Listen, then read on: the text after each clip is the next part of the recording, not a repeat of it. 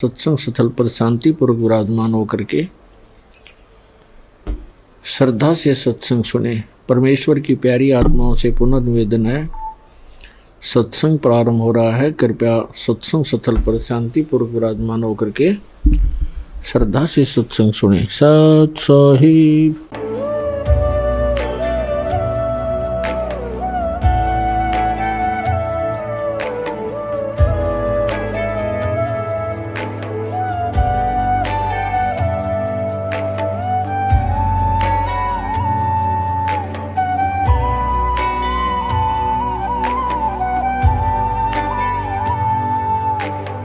कौन ब्रह्मा का पिता है, कौन विष्णु की मां, शंकर का दादा कौन है, हमको दे बता। ये जानने के लिए कृपया सुनिए। जगत गुरु तत्वदर्शी संत रामपाल जी महाराज के अमृत वचन सर्व पवित्र धर्मों के पवित्र शास्त्रों के आधार पर। सतगुरुदेव की जय।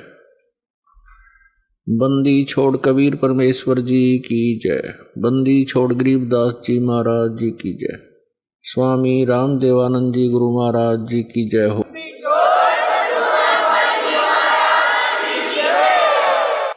गरीब नमो नमो सतपुरुष को नमस्कार गुरु की नहीं। सुर नर मुनि जन साधुआं संतों सर्वस्ती नहीं।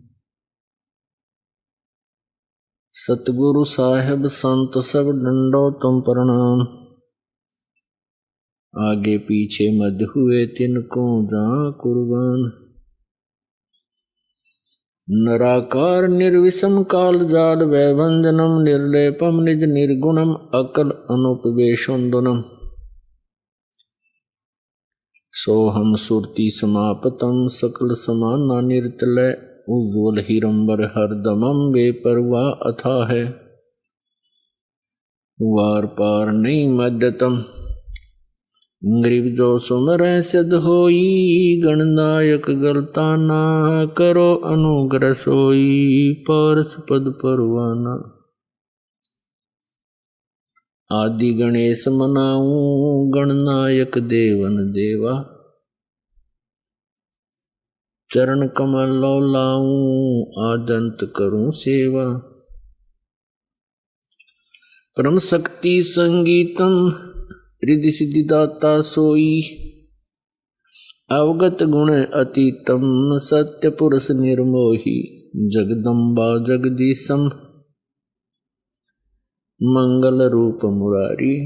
तन मन अर्पों शीसम भक्ति मुक्ति भंडारी। सुर नर मुनि जन ध्यावे ब्रह्मा विष्णु महेशा। शेष शेष मुख गावे पूजे आदि गणेशा। इंद्र कुबेर सरीखा वरुण धर्म राय ध्यावे। समर्थ जीवन जी का मन इच्छा फल पावे। 33 कोटि आधारा ध्यावे शेष 88। उतर बहुजल पारा कट है यम की फांसी। 33 कोटि आधारा ध्यावे शेष 88। उतर बहुजल पारा कट है यम की फांसी। बोलो सतगुरुदेव की जय। बंदी छोड़ कबीर परमेश्वर जी की जय। बंदी छोड़ गरीबदास जी महाराज जी की जय की जय।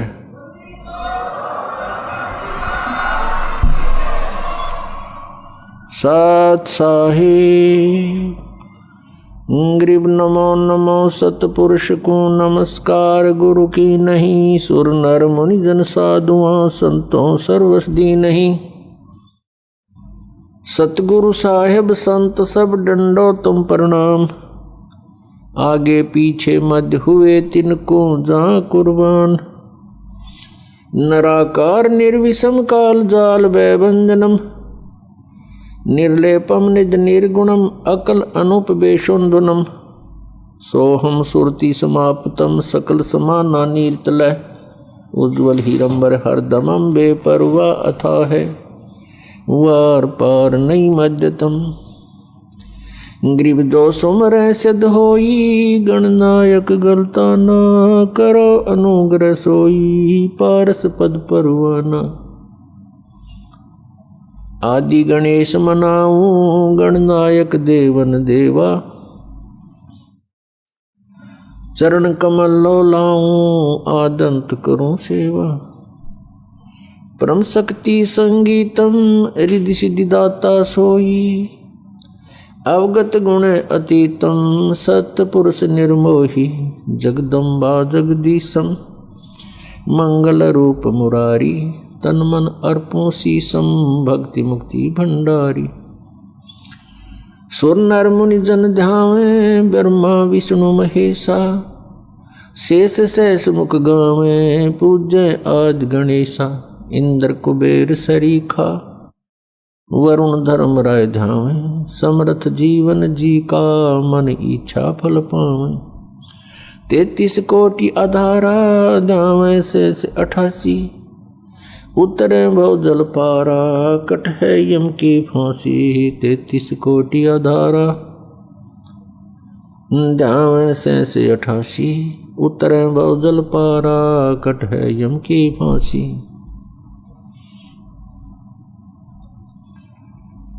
कर जोरूं विनती करूं, धरूं चरण पर शीश।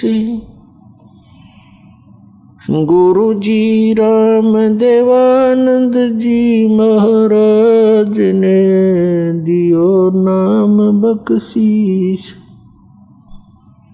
कोटि कोटि सिजदा करूं, कोटि कोटि प्रणाम। चरण कमल में राखियो, मैं बंदी जो भूलूं। कुत्ता हूँ गुरुदेव का, रामपाल दास का नाम। गले प्रेम की जेवड़ी, झांखें चोवा जाऊं। तो करो तो बावड़ू, दूर दूर करो तो जाऊं।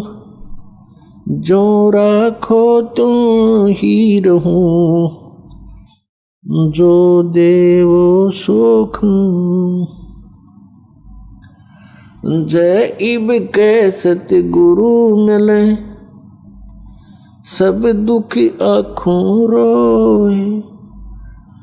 चरणों ऊपर शीश धरूं, कहूँ जो कहनी हो। कबीर गुरु जी मिलेंगे, पूछेंगे कुशलात।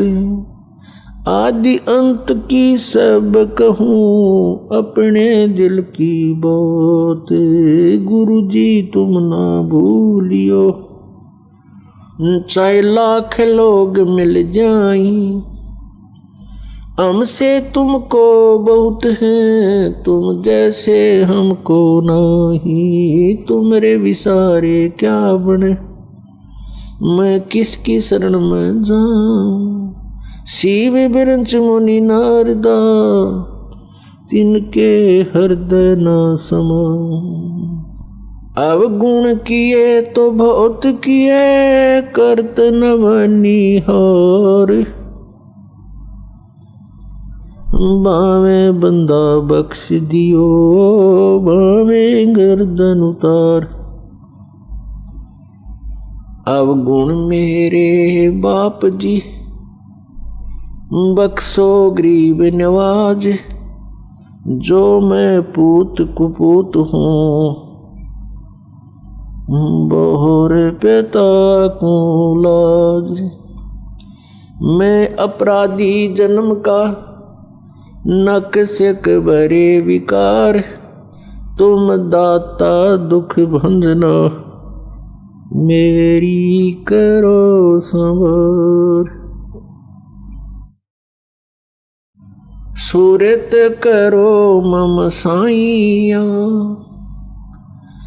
हम हैं भव जल माही। आप ही बह जाओगे जो तुम न पकड़ोगे बाण। हे बंदी छोड़ दयाल जी, तुम तक हमारी दौड़े। जैसे काग जहाज का अब सूझत और न ठोरे। परम पिता परमात्मा पूर्ण ब्रह्म कबीर परमेश्वर जी की असीम कृपा से आज हम सबको ये सत्संग सुनने को मिला।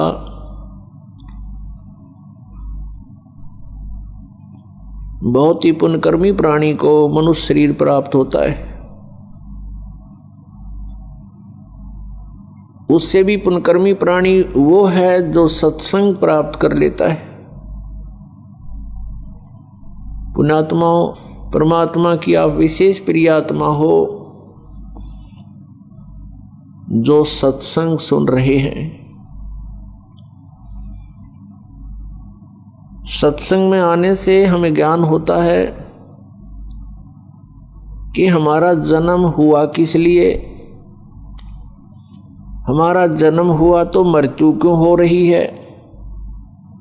हम सारा जीवन जिन भी वस्तुओं को कलेक्ट करने में लगा देते हैं,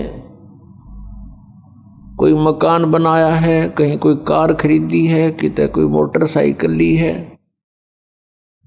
और अन्य बहुत सा सामान हम इकट्ठा करते हैं और फिर हम तुरंत मर जाते हैं, मृत्यु हो जाती है। हम सारा जीवन यही सोचते रहते हैं कि ये घर मेरा है, ये परिवार मेरा है, ये पुत्र मेरा है या बेटी मेरी है, ये कार मेरी है या कोठी मेरी है।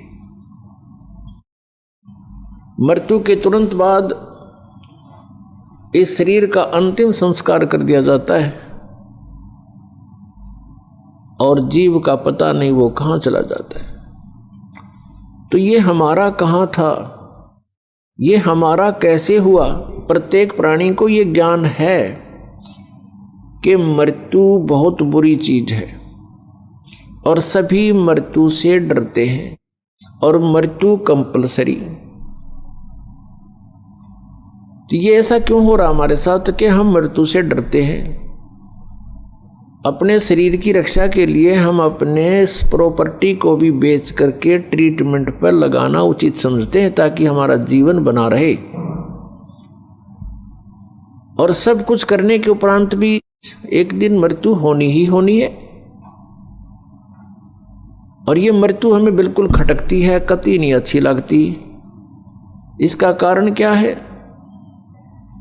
कभी माइंड पर थोड़ा बहुत हम विचार करने की सोचते, वजन डालते हैं तो कोई विकल्प नजर नहीं आता था, क्योंकि हम देखा करते थे कि जिनको हम भगवान मानते हैं वो भी मरे, श्री राम श्री कृष्ण, और उनकी मृत्यु देखी जाए तो आम व्यक्ति से भी गलत ढंग से हुई। भगवान श्री रामचंद्र जी ने सरयू नदी में जल समाधि ली जीवित। भगवान श्री कृष्ण जी के पैर में विषाक्त तीर मार के उनका वध हुआ। तो अब हम सोचने पर विवश हो चुके कि ये ऐसा क्यों हो रहा है। पहले तो हम इतना वजन नहीं देते थे क्योंकि हम सोच लेते थे मृत्यु होगी, लेकिन अभी नहीं। कोई 20 वर्ष का है, कोई 30 वर्ष का है, वह सोचता भी थोड़ा मरना। मेरी तो 60, 70, 80, 90 वर्ष की उम्र बताते हैं। और जो 80, 90 तक पहुंच चुके हैं उनसे पूछकर देख लो, वो भी नहीं चाहते मृत्यु हो। कहते हैं अभी तो और 10-20 वर्ष है, 100 वर्ष तो जीते ही हैं। और कभी भी मृत्यु हो जाती है तो हमारा जो एस्टीमेट था वो गलत हो गया। तो हमारा एस्टीमेट एक जीव का एस्टीमेट है, अप्रोक्सीमेशन है। तो इसके लिए हमने परमेश्वर के द्वारा दिए गए उस ज्ञान पर चलना पड़ेगा। तभी हम सफल होंगे। अब हम मृत्यु को बिल्कुल पसंद नहीं करते, मृत्यु हो रही है। इसका कारण क्या है? क्योंकि हम ऐसे स्थान से आए हुए हैं जहां मृत्यु नहीं होती थी और वृद्ध अवस्था भी वहां नहीं थी। प्राणी मनुष्य जीवन प्राप्त करके बुढ़ापा पसंद नहीं करता और कंपलसरी मृत्यु पसंद नहीं करता, कंपलसरी होगी। तो ये वहां नहीं थी जहां से हम आ गए अपनी गलती करके। अब चाहे कोई 70-80 साल उसका हो गया है, वो भी न सोचा है मैं युवा दिखाई दूं, और किसी अच्छा कोई सेठ है या कोई राजनेता है, पैसे का ब्योंत है, तो विदेशों में जा करके, फॉरेन में जाके और पूरी अपनी स्किन वो कराते हैं चेहरे की, दोबारा उसकी बढ़िया मेकअप बनवा का सर्जरी करवा के और युवा दिखाई दूं। कितने दिन हो गया सर्जरी कामयाब, और फिर कभी गोली से मारा जा, एक्सीडेंट दुर्घटना मर जाता हुआ रहेगी, मेकअप बड़ी बनाई। तो जो हमने इस मिट्टी से लाभ लेना था उसका हमने पता नहीं चला, इसको कैसे सदुपयोग करें। हम ऐसे लोक में रहते थे जहां वृद्धावस्था नहीं आती थी, सदा युवा रहते थे और मृत्यु नहीं होती थी। और जब तक हम उस स्थान पर नहीं डालेंगे तब तक ये रोग कटे नहीं, यह समस्या समाधान हो नहीं सकता। उसके लिए जानकारियां सत्संग में बताई जाती है। क्या बताया जाता है? तू कौन कहां से आन फंदा, देखो आगे वराणी क्यों जलता। तू कौन कहां से आन फंसा, यहाँ आगे वराणी क्यों जलता। चल थीर करूं अवगत नगरी, जा चौर सुहंगम अजब ढूरता। क्या बताते हैं कि तू कहां से आके फंस गया और यहां बिरानी आग में जल रहा है, और परमात्मा कह रहे हैं कि चल तुझे वहां ले चलता हूं जहां जीव कभी नहीं मरता। उस लोक में चलो जहां जाने के बाद फिर कभी मृत्यु नहीं होगी। वो सत्यलोक है। सत्यलोक से हम सभी आए हुए हैं, और यहां हम कैसे आगे, हमसे कौन सी भूल बनी थी, ये भी परमात्मा ने ही आकर हमें याद दिलाई है। क्योंकि हम जो गलती वहां कर चुके थे हम उसको गलती नहीं मान रहे थे। जो हम सतलोक में गलती किया करते थे हमने उस गलती को गलती नहीं माना था। इसलिए हमें आज तक भी ये महसूस नहीं हुआ था कि हमने कौन सी गलती कर दी जो यहां दुर्गति हो रही है। तो ये जानकारी आपको सत्संग में बताई जाती है, दी जाती है, और ये ज्ञान जो आपको सुनाया जा रहा है ये परमेश्वर ने स्वयं आकर ही बताया है। पुण्यात्मा, ये अमर कथा जो आपको सुनाई जा रही है ये सत्यनारायण कथा है, और हमने जो कथाएं सुन रखी हैं वो सत्यनारायण कथा नहीं थी। सत्यनारायण का अर्थ होता है सत्यनारायण। सत्य माने अविनाशी, जिसका नाश कभी ना हो, सच्चा भगवान, सच्चा साहिब, हम सत साहिब बोलते हैं उसको। और पहले उसको सत्यनारायण कहा करते थे। सत्यनारायण, नारायण का क्या अर्थ होता है कि जल के ऊपर विराजमान होने वाला परमात्मा। वो परमात्मा नारायण जो है ये कबीर देव है, कबीर साहब है, जो जल के ऊपर आके विराजमान होता है कमल के फूल पर। ये सत्यनारायण है, ये अविनाशी परमात्मा है। हम इसको सत साहब बोलते हैं, सत साहिब। जैसे साहब कहते हैं साहब, ये फलाना साहब, ये मंत्री साहब, प्रधानमंत्री साहब, तो हम उसको बोलने में थोड़ा साहिब बोल देते हैं, बोलने में सुथरा सा लग है साहिब, नहीं तो ये सत साहब कहो, सत साहब, सत साहब एक ही बात। तो सत्य साहिब यानी सत्यनारायण भगवान, सत्यनारायण, सत्य माने सच्चा अविनाशी। तो हम जिनको सत्यनारायण मानकर उनकी कथा सुनते और सुनाते थे, वो सत्यनारायण नहीं थे, वे अविनाशी नहीं थे। जैसे विष्णु जी, श्री ब्रह्मा जी, श्री शिव जी, ये नासवान थे। तो हमने अभी तक न तो सत्यनारायण का ज्ञान था और न ही सतलोक का। गीता जी अध्याय नंबर 18 के श्लोक नंबर 62 में कहा कि अर्जुन तू सर्वभाव से उस परमेश्वर की शरण में जा, उसकी कृपा से ही तू परम शांति को और सनातन परम धाम को प्राप्त होगा। जब तक जन्म मृत्यु है जीव को शांति नहीं हो सकती, क्योंकि इस पृथ्वी पर आप किसी भी जीव को देख लो, किसी को भी चैन नहीं है। हम राजा लोगों को ये समझते थे ये बड़े सुखी हैं, इन जैसा दुखी धरती पर इंसान नहीं, ये सत्कर मान लेना। अब इनके बस की बात नहीं, ये राज ना करें क्योंकि इनके भाग में लिख रखा है, इसकी इनकी किस्मत है, पिछले पुण्य है, उन पुण्यों के प्रतिफल में उनको ये समस्या मिली हुई है। देखो एक छोटे से परिवार का एक मुखिया होता है जिसमें 5-7 सदस्य होते हैं, उनकी व्यवस्था में वो कितना दुख रहता है।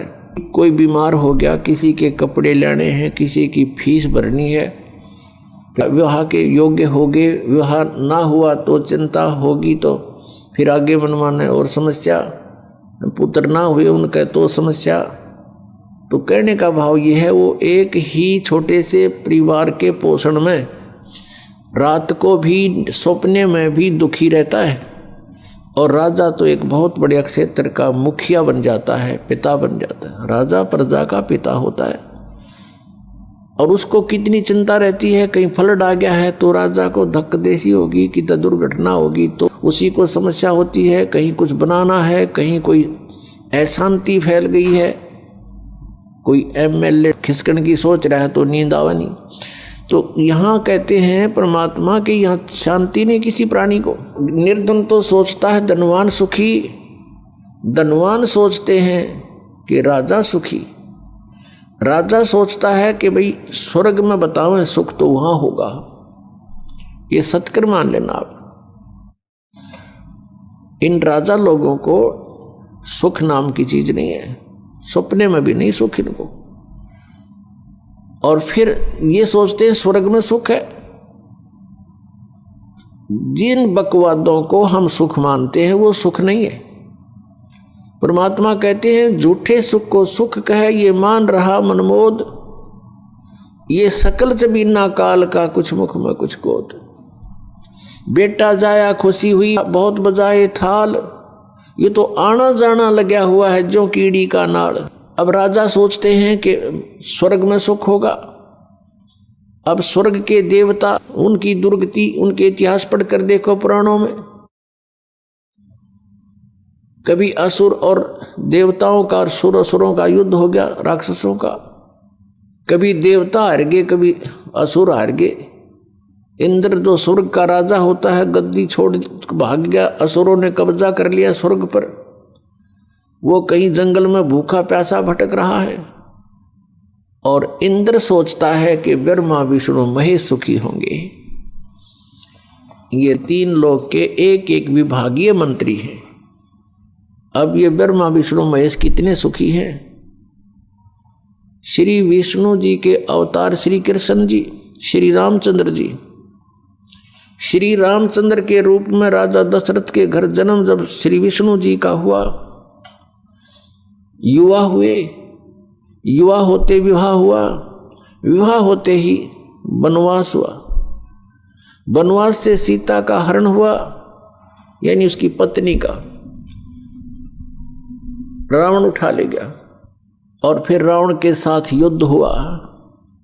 पुण्यात्माओं, करोड़ों व्यक्ति मारे गए वहां पर। तब सीता की वापसी हुई। वापसी आने पर बड़ी खुशी बनाई, नगरी में दीप जलाए गए घी के। सीता के वापस, श्री राम के वापस आने पर, सीता लौटा लाने पर। और कुछ दिनों के बाद सीता जी का निष्कासन कर दिया श्री रामचंद्र जी ने स्वयं ही। किस बात पर के एक धोबी ने व्यंग कस दिया। वो अपनी पत्नी को धमका रहा था। रात्रि के समय आपस में कहा सुनी होने से उस धोबी की पत्नी घर से बाहर चली गई थी कहीं अपने रिश्तेदारी में। फिर वो वापस लेकर आया तो उसको धमका रहा था कि मैं तुझे घर नहीं रखूंगा, तू 3 दिन कहाँ रही। मैं दशरथ के पुत्र जैसा नहीं हूं जो वहां पर 12 वर्ष तक रावण के पास रही, उसको फिर घर ले आया। उधर से श्री रामचंद्र जी राजा थे अयोध्या के। पहले राजा लोग अपनी प्रजा के दुख सुखों को स्वयं ही जाना करते थे। रात्रि के अंदर वेश बदल कर घूमा करते थे। ये बात जब देखा कि किस घर में की आवाज आ रही है, वहां खड़ा होकर सुना, तब उसने सुनने को मिला कि मैं उस राजा दशरथ के पुत्र रामचंद्र जैसा नहीं हूं जो रावण के पास उसकी पत्नी रही और उसको घर में रखे हुए है। तो सुबह निकल जाना यहां से। इस बात को सुनकर ही श्री रामचंद्र जी ने सीता जी को निष्कासित कर दिया, निकाल दिया घर से कि नगरी के लोग मेरे ऊपर व्यंग कस रहे हैं और मैं ये बात नहीं सुन सकता। पुण्यात्माओं, जब सीता जी को रामचंद्र जी लाने लगे रावण का वध करके लंका का राज्य विभीषण को देकर, तब श्री रामचंद्र जी ने कहा था कि मैं तेरी परीक्षा लूंगा और यदि परीक्षा में सफल होगी तो मैं ले चलूंगा, नहीं तो नहीं ले चलूंगा। मैं तुझे अग्नि में जलाऊंगा। यदि तू अग्नि में जल गई तो समझूं कि तू कलंकित थी, तू रावण को समर्पित हो चुकी थी। और यदि अग्नि में तू नहीं जली तो मैं निष्कलंक जानूंगा, तब तुझे ले चलूंगा। ऐसा ही किया गया। सीता को अग्नि में बैठा दिया और हजारों की संख्या में दर्शक थे। सीता जी नहीं जली और सब ने कहा कि भगवान निष्कलंक है, माई निष्कलंक है। और इतनी कठोर परीक्षा लेकर के वापस अपने घर लाया था और फिर एक व्यक्ति के कहने से श्री रामचंद्र जी ने उसको निकाल दिया, अपनी पत्नी को। तो कहाँ गई वो उसका अपना जजमेंट। तो ऐसे ये राजा के योग्य भी नहीं थे ये लोग, और हम इनको भगवान मान रहे थे। एक गर्भवती औरत को अपनी को घर से बाहर निकाल देता है, कहीं मरो कहीं जाओ, कोई बात थी या? फिर परीक्षा लेने की क्या जरूरत थी? और क्यों इतनी दुनिया मरवाई, फिर छोड़ रावण के पास ही रहती हो। पुण्यात्माओं, यहाँ का राजा काल भगवान है और ये नहीं चाहता कि यहाँ के प्राणियों को परमात्मा का पता लग जाए, जिस कारण से इसने इनको भगवान सिद्ध करवा रखा था अपने नकली दूतों के माध्यम से। और फिर क्या होता है लास्ट में, श्री रामचंद्र जी ने अश्वमेघ यज्ञ घोड़ा छोड़ दिया पूरी पृथ्वी पर शासन प्राप्त करने के लिए कि इस घोड़े को जो पकड़ेगा वो युद्ध करे मेरे साथ। वो घोड़ा उन्हीं के पुत्रों ने, जो सीता जी ने बाहर जाके जन्म दिया था ऋषि वाल्मीकि की कुटिया में, एक पुत्र गर्भ में था, दूसरा फिर वाल्मीकि जी की मिसअंडरस्टैंडिंग के कारण एक घास से यानी कुसा से, या घास होती है डाब, इससे एक लड़का बनाया था। ये अलग कहानी है, फिर बताएंगे। तो लव और कुश नाम से प्रसिद्ध हुए। लव तो सीता के गर्भ से जन्म हुआ था और कुश को वाल्मीकि जी ने अपनी भक्ति शक्ति से उसको बनाया था। लव और कुश युवा थे, उन्होंने वो श्री रामचंद्र जी का घोड़ा पकड़ लिया। फिर उनका पिता पुत्रों का युद्ध हुआ तो दोनों ने छक्के छुड़ा दिए राम के, और सीता जी फिर भी उनके हाथ नहीं आई और वो पृथ्वी के अंदर समा गई। और श्री रामचंद्र जी ने आकर के सरयू नदी के अंदर अयोध्या के साथ से बह रही एक सरयू दरिया, उसमें जल समाधि ले ली इसी दुख में। अब श्री कृष्ण जी का इतिहास देख लो। श्री विष्णु जी अवतार श्री कृष्ण जी, श्री रामचंद्र जी के जीवन वाला भोग भोग के वो प्राणी श्री कृष्ण रूप में फिर जन्म हुआ। सारा जीवन दुखी रहा श्री कृष्ण, सारा जीवन जेल में जन्म हुआ, माता पिता कैद में, कभी मामा शत्रु हो गया, कभी पूतना मारने जा रही है, कभी केसी, कभी चाणोर शत्रु हो गया, कभी जरासिंह लड़ने को आ रहा है, कभी शिशुपाल से युद्ध हो रहा है, कवासुनी हो रही है, और कभी फिर काल्यवन आ रहा है। इस दुख में श्री कृष्ण जी ने मथुरा का त्याग कर दिया और ऐसे स्थान पर रहने लगे जहां कोई ना पहुंच सके। समझदार व्यक्ति यही सोचते हैं, राड़ से बाढ़ अच्छी होती है, झगड़े से बचाव अच्छा होता है। श्री कृष्ण जी उन सबको भी मार सकते थे, क्योंकि वो त्रिलोक के में एक विभागीय मंत्री है, एक विशेष शक्ति होती है प्राणी में, वो उनके अंदर शक्ति थी। लेकिन यही सोचा था कि किस किस ने मारूं, या तो सबकी बुद्धि भ्रष्ट। तो श्री कृष्ण जी ने द्वारका बनाई। समुद्र के बीच में एक टापू था जिसका केवल एक गेट था, द्वारिका, एक द्वार की नगरी।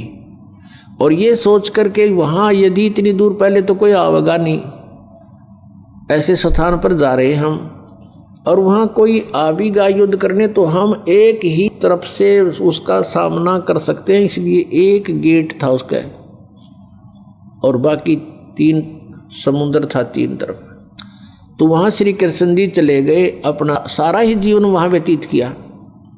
यहाँ तो ज़्यादा से ज़्यादा 18 साल के 20 वर्ष के तक यहाँ रहे थे द्वारका में, और बाकी फिर लगभग 200 वर्ष तक जिए थे श्री कृष्ण जी, और बाकी का समय द्वारका में व्यतीत किया था उन्होंने। तो अब ये जो लोग अनजान संत ऋषि, ये गुरु नकली हमें भ्रमित करते हैं कि द्वारका का उस गोवर्धन पर की परिक्रमा करनी चाहिए और वृंदावन अवश्य जाना चाहिए, मथुरा में अवश्य जाना चाहिए, वहाँ हमारे भगवान ने लीला की है, उनके चरण कमल टिके हैं, वहाँ घूमा करते थे, स्नान किया करते थे।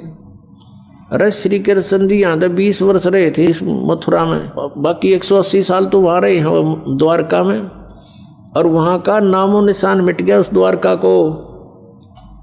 इसलिए वहाँ खत्म की द्वारका, समुद्र में डूब गई श्री कृष्ण जी की मृत्यु के बाद, और यादों का विनाश हो गया था, आपस में लड़के मर गए थे, और जो बाकी शेष औरतें बची थी उनको अर्जुन ले आया था, सब खाली हो गई थी द्वारका।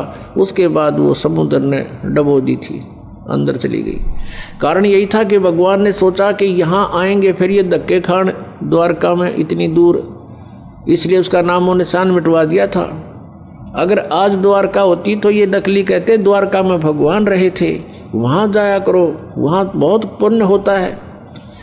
उस द्वारका में तो सत्यानाश होया था, सारे यादव कटका मर गए थे वहाँ पर। आज भी जाते हैं वहाँ बहुत से श्रद्धालु। तो कहने का भाव यह है कि जब तक आत्मज्ञान बिना नर भटके, इस तत्व ज्ञान बिना नर भटके, कदे मथुरा कदे काशी। फिर श्री कृष्ण जी का फिर कैसे अंत हुआ? श्री कृष्ण जी के सामने पूरा यादव कुल आपस में लड़का मर गया, पोते पड़पोते रिश्तेदार सब आपस में कटका मर गए। और वो सारा सांग देख कर, वो सारा अनर्स देख कर जब श्री कृष्ण जी की मृत्यु हुई एक परिवार के सामने एक आधे की मृत्यु हो जाती है, उसका कलेजा फट जाता है, रो रो के पागल हो जाता है इंसान। तो पुण्यात्माओं, आज तक हमें सत्यनारायण कथा नहीं मिली थी, और ये सत्य कथा है। सत्यनारायण का अर्थ है सच्चा भगवान, और सच्चे भगवान की सच्ची कहानी, सच्ची कथाएं। तो प्रसंग चल रहा है कि परमात्मा ने बताया कि तुम जब तक जन्म और मृत्यु के अंदर हो, सुख नहीं हो सकता, शांति नहीं हो सकती। अब इंद्र सोचता है ब्रह्मा विष्णु महेश सुखी होंगे। अब इन ब्रह्मा विष्णु महेश की आप देख रहे हो, श्री राम की, श्री विष्णु जी की, श्री कृष्ण जी की कैसे दुर्गति हुई। श्री कृष्ण यानी ब्रह्मा विष्णु महेश सोचते हैं कि परमात्मा कोई और है, हम सुखी नहीं हैं। अब प्रसंग चल रहा है कि सत्यनारायण कथा जो है, सत्यनारायण का अर्थ है अविनाशी परमात्मा। ब्रह्मा विष्णु महेश ये सत्यनारायण नहीं है। श्री विष्णु जी को हम सत्यनारायण जानकर किसकी कथा सुना और सुनाया करते थे, सुनते और सुनाते थे। आपको दिखाते हैं कि श्री ब्रह्मा जी, श्री विष्णु जी, श्री शिव जी ये सत्यनारायण नहीं थे, अविनाशी भगवान नहीं थे, ये नाशवान थे, इनकी जन्म मृत्यु होती थी। एक झलक दिखाएंगे आपको, समझदार को संकेत बहुत होता है। देखिएगा श्रीमद् देवी भागवत, श्रीमद् देवी भागवत गीता प्रेस गोरखपुर से प्रकाशित है। ये इसके संपादक हैं हनुमान प्रसाद पोदार, चिमनलाल गोस्वामी। ये कहाँ से मुद्रित है? प्रकाशक एवं मुद्रक हैं गीता प्रेस गोरखपुर, गोविंद भवन कार्यालय कोलकाता का संस्थान। इसका एक थोड़ी सी झलक दिखाते हैं। 123 पृष्ठ, तीसरा स्कंध, 123 पृष्ठ है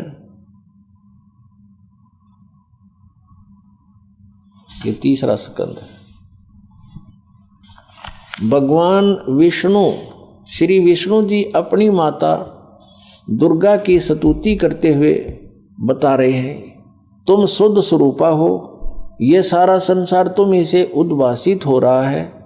मैं ब्रह्मा और शंकर हम सभी तुम्हारी कृपा से विद्यमान हैं। हमारा आविर्भाव और तिरोभाव हुआ करता है।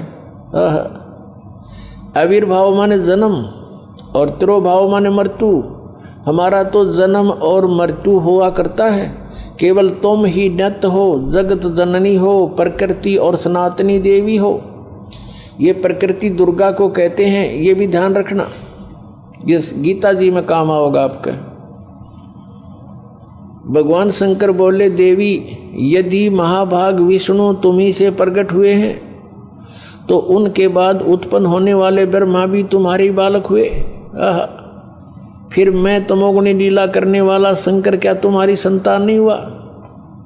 अर्थात मुझे भी उत्पन्न करने वाली तुम ही हो। ये स्पष्ट हो गया। शंकर भगवान कहता है कि मैं जब ब्रह्मा भी आपसे उत्पन्न हुआ तो उसके बाद मेरी उत्पत्ति हुई, क्या मैं आपका बच्चा नहीं हुआ?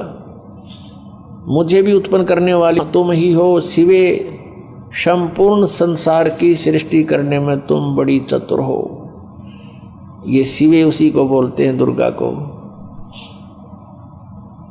इस संसार की सृष्टि, स्थिति और संहार में तुम्हारे गुण सदा समर्थ हैं। उन्हीं तीनों गुणों से उत्पन्न हम यानी ब्रह्मा विष्णु एवं शंकर, रजगुण ब्रह्मा, सतगुण विष्णु, तमगुण शिव जी, शंकर भगवान नियमानुसार कार्य में तत्पर रहते हैं। अब इस पवित्र पुराण ने, इस श्रीमद् देवी भागवत पवित्र पुराण ने 4 कंसेप्ट क्लियर कर दिए। एक तो ये कि ब्रह्मा विष्णु महेश नाशवान है, इनकी जन्म मृत्यु होती है, ये सत्यनारायण नहीं है। और दूसरा ये हो गया कि दुर्गा इनकी माता है तीनों की। तीसरा ये हो गया कि रजगुण ब्रह्मा, सतगुण विष्णु, तमगुण शिव जी। और चौथा कंसेप्ट ये क्लियर हो गया कि ये केवल नियमित कार्य ही कर सकते हैं। यानी जिसके भाग्य में जो कुछ लिखा है उतना ही दे सकते हैं। दुख है तो दुख ही देंगे, ये उसमें परिवर्तन नहीं कर पाओगे। और सुख है आपके भाग्य में तो उसको भी यदि आप इनकी भक्ति करते हो तो निर्बाध दिला देंगे। लेकिन ये कर्म, आपके कर्म में दुख है तो उसको परिवर्तन नहीं कर सकते, या किसी भी प्रकार के पाप कर्म दंड का नाश नहीं कर सकते, ना संचित कर्म को नाश कर सकते और न ही ये प्रारब्ध के कर्म का नाश कर सकते। और संचित जो हम कर रहे हैं, जो क्रियावान है, ये भी उसको नहीं बदल सकते। जैसे महाभारत का युद्ध हुआ, श्री कृष्ण जी ने बहुत कोशिश की, यानी विष्णु जी ने, कि ये युद्ध ना हो। उनकी 100 प्रयत्न करने पर भी युद्ध होकर ही रहा। तो जो क्रियावान कर्म थे वह भी ना बचे, उनको भी नहीं चेंज कर सके। नीत कितना अनर्थ हुआ, करोड़ों व्यक्ति मारे गए। वो सारा पाप पांडवों के सिर पर रखा गया। और प्रारब्ध के कर्म को ये अपना भी नहीं काट सकते। प्रारब्ध तो दूसरों का नहीं कैसे काटेंगे। जैसे श्री राम रूप में श्री रामचंद्र जी ने सुग्रीव के भाई बाली को मारा था, धोखा देकर वृक्ष की ओट लेकर तीर मारा था। उसका भी बदला देना पड़ा, वो भी कर्म दंड भोगना पड़ा। उसके प्रारब्ध में लिखा गया वो कर्म श्री कृष्ण रूप में। जो बाली वाली आत्मा थी वो तो एक शिकारी बना, और श्री राम वाली आत्मा श्री कृष्ण बने। और श्री कृष्ण जी का वध विषाक्त तीर, यानी जहर से बुझे हुए तीर मार कर उस एक शिकारी ने उनका वध किया। तो उनका अपना भी कर्म भोगना पड़ा उन भगवानों को, जिनकी हम गुण गाया करते थे, जिनको सर्वशक्तिमान बताया करते थे। तो वो भी सर्वशक्तिमान नहीं पाए, ये अविनाशी भी नहीं पाए, क्योंकि इनकी जन्म मृत्यु होती है। इनके पिता कौन है? इनके पिता काल रूपी ब्रह्म है। पुण्यात्माओं, सत्संग के अंदर परमात्मा की याद दिलाई जाती है, आत्मा और परमात्मा की सतिथि बताई जाती है। कौन से कर्म अच्छे हैं, कौन से बुरे हैं, ये याद दिलाई जाती है। और आपको जो मिशन से जुड़ता है, जो भगवान चाहता है, उसको स्ट्रिक्टली कहा जाता है कि ये पाप नहीं करोगे, ऐसा नहीं करोगे तो तुम सफल होगे, सच्चाई है ये। तो फिर वो आपके क्रियावान कर्म भी बदलवा दिए जाते हैं। जैसे कोई शराब पीता है, कोई चोरी करता है, कोई मिलावट करता है, कोई जारी करता है, कोई और बकवाद करता है, वो सब छुटवाई जाती है। वो क्रियावान कर्मों को भी चेंज कर दिया जाता है। प्रारब्ध के अंदर आपकी किस्मत में कोई जबरदस्त दुख है, उसको भी परमात्मा हल्का करके नाश कर देते हैं। परमेश्वर शरण में आने से आई टले बला, और जय मस्तिष्क में जय भाग्य में सूली होवा कांटे में टल जा। यदि आपके भाग्य में कहीं मृत्यु दंड लिखा हो, कहते कांटा लाग के, मनमान एक ठोकर लाग के, अंगूठा फूट के जीवन बच जा। इतना हल्का करके परमात्मा, वो कबीर परमेश्वर, आपके प्रारब्ध में लिखे हुए पाप कर्म का विनाश कर देते हैं। और संचित जो कर्म आपके वहाँ रखे हैं, डिपॉजिट, उसका भी नाश कर देते हैं। क्या बताते हैं परमेश्वर अपनी महिमा? आप ही बतावें आकर के। जब ही सतनाम हृदय धरो, भयो पाप को नाश, जैसे चिंगारी अग्नि की भाई पड़े पुराने घास। हमारे संचित कर्मों का ढेर लगा पड़ा है। हम आप जी को अब मिली है सत्य साधना, जो सच्ची साधना करनी चाहिए थी। इस सत्य साधना को ना करके हम जितने भी क्रियाएं करते थे, वो शास्त्र विधि को त्याग कर मनमाना आचरण था। वो भगवान के विधान के विपरीत था। श्रीमद् भगवत गीता अध्याय नंबर 16 के श्लोक नंबर 23 में लिखा कि अर्जुन शास्त्र विधि को त्याग कर जो मनमाना आचरण करते हैं, अर्थात मनमानी पूजाएं करते हैं, जो शास्त्र अनुकूल नहीं है, तो उनकी न तो गति होती है और न ही उनको कोई सुख होता है और न ही उनको कोई सिद्धि प्राप्त होती है, अर्थात यूजलेस। और इन 3 कामों के लिए ही हम भगवान की भक्ति करते हैं, और वही उन साधनाओं से कोई लाभ नहीं होता जो शास्त्र विधि को त्याग कर मनमाना आचरण करते हैं। तो उन क्रियाओं से हमें पुण्य बना नहीं, भक्ति धन जुड़ा नहीं, और जो साधना हम करते थे शास्त्र विधि को त्याग कर, उससे पुण्य के स्थान पर पाप बनते रहे। हम जिस लोक में रह रहे हैं ये काल का लोक है, यहां सुख नहीं, यहां तो सारा निर्दयी कार्य है इस भगवान का, क्योंकि जिसका नाम काल है, जो है ही कसाई, तो वहां सुख कैसे हो सकता प्राणी को। अब इसने ये खुद कहता, गीता जी अध्याय नंबर 11 के श्लोक नंबर 32 में श्रीमद् भगवत गीता में, कि अर्जुन मैं काल हूं और सबको नष्ट करने के लिए प्रवृत्त हुआ हूं। अर्जुन 11वें अध्याय के 21वें श्लोक में कह रहा है कि हे भगवान, आप तो देवताओं को भी खा रहे हो, आप तो ऋषियों के भी खा रहे हो, और इस ऋषियों का समुदाय आपके आगे हाथ जोड़ रहा है, मंगल हो मंगल हो, बख्श दो बख्श दो, आप तो इनको भी खा रहे हो। ये कहता मैं तो काल हूं भाई, मैं ना छोड़ दूं किसी ने, और तू ना युद्ध करेगा तो भी मारूंगा इनको, ये तो मार रखे मैंने। तो पुण्यात्मा जो खुद न्यों का मैं काल हूं और उसको हम भगवान मान रहे, हम तो सांप पूज रहे थे, सर्प। अब श्री कृष्ण काल नहीं थे। श्री कृष्ण जी ने इस गीता के ज्ञान से पहले अपने आप को कभी काल नहीं कहा और उसके बाद कभी अपने आप को काल नहीं कहा। ये तो काल जो है ये 21 ब्रह्मांड का स्वामी है और ब्रह्मा विष्णु महेश का ये पिता है। ब्रह्मा विष्णु महेश जी की दुर्गा माता है और ये इसको श्राप लगा हुआ ब्रह्म को, इस काल काल कहो चाहे ब्रह्म कहो, ये काल रूपी ब्रह्म भी कहलाता है। तो उस श्रापवश इसने 1 लाख मानव शरीरधारी प्राणी नित आहार करना पड़ता है और उसके लिए हमें यहां रोक रखा है इसने। अब जैसे कसाई बकरे पालता है, उन बकरों को सुविधाएं तो देता है वो, जैसे एक चारों तरफ से उनको बाड़ बना दी, कोई हिंसक पक्षी पशु और ना खा जाए उनको, और चरागाह बनवा दिया उनके लिए, घास फूस बोझड़े झाड़ उड़ा खूब उत्पन्न हो गए, एक तालाब बनवा दिया, एक शेड डलवा दिया घास फूस का यानी झोंपड़ी, सर्दी लगे तो उसमें आ जाएं, वर्षा आवे तो उसके नीचे खड़े हो जाएं,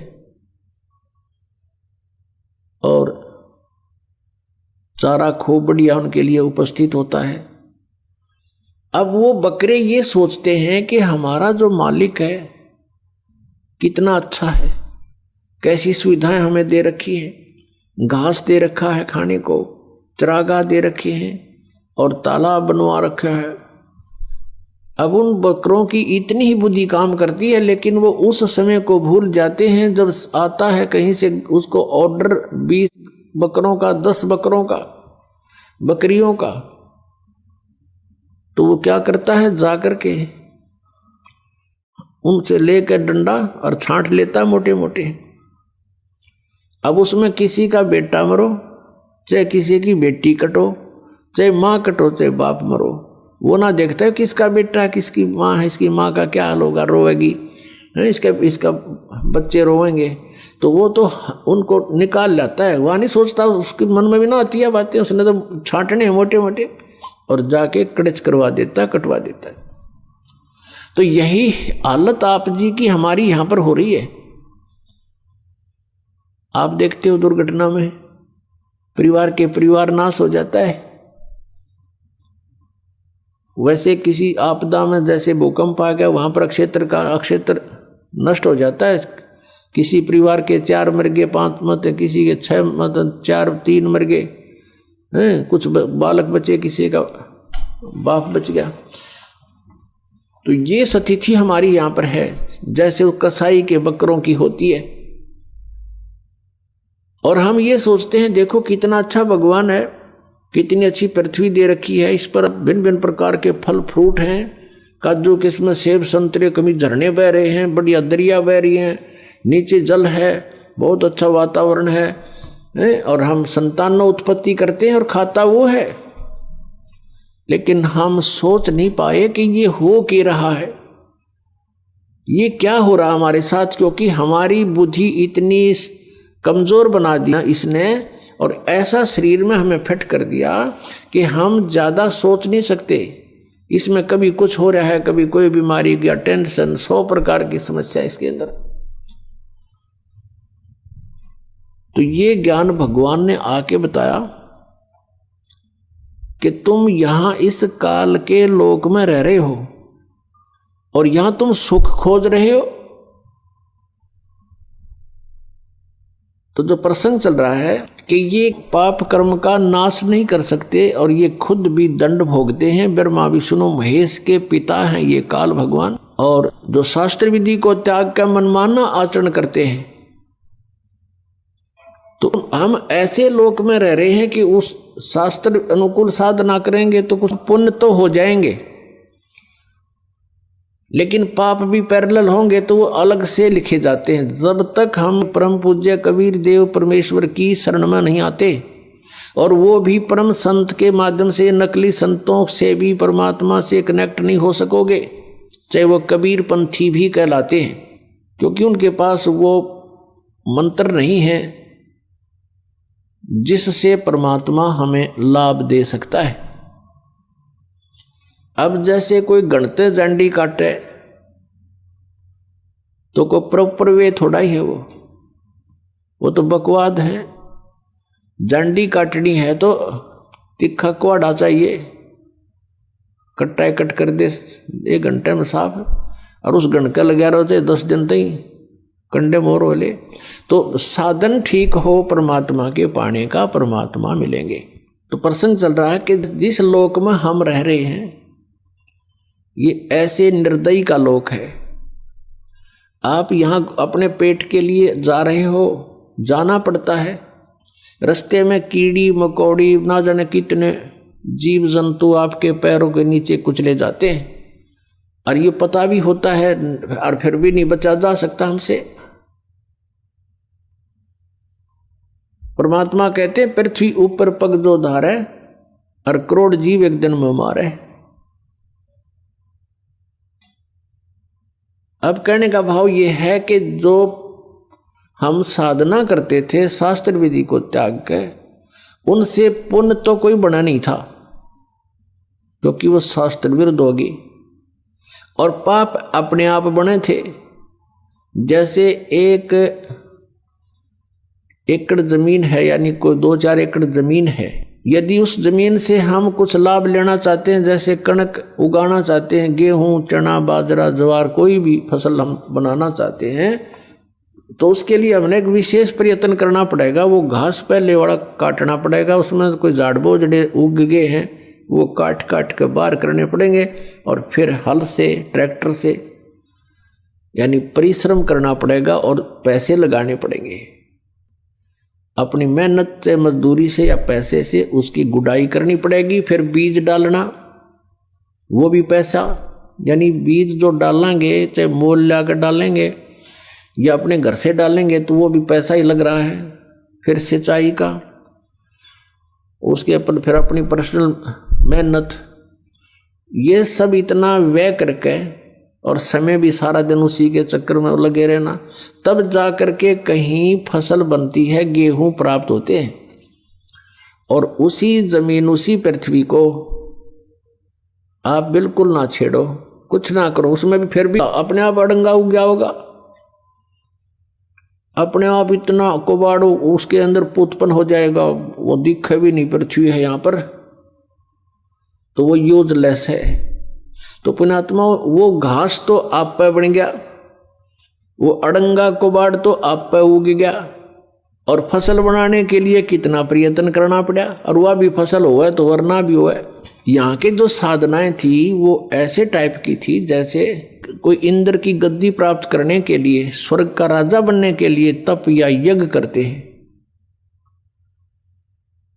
तो उनकी यज्ञ या तपों को खंड करवा दिया करता था वर्तमान राजा इंद्र, क्योंकि यहां राजनीति चलती है, धर्म नीति नहीं चल सकती। धर्म नीति तो परमात्मा के चरणों में आने के बाद हम राज्य की इच्छा त्याग कर ही धर्म नीति को पर चल सकते हैं, उसको सफल कर सकते हैं।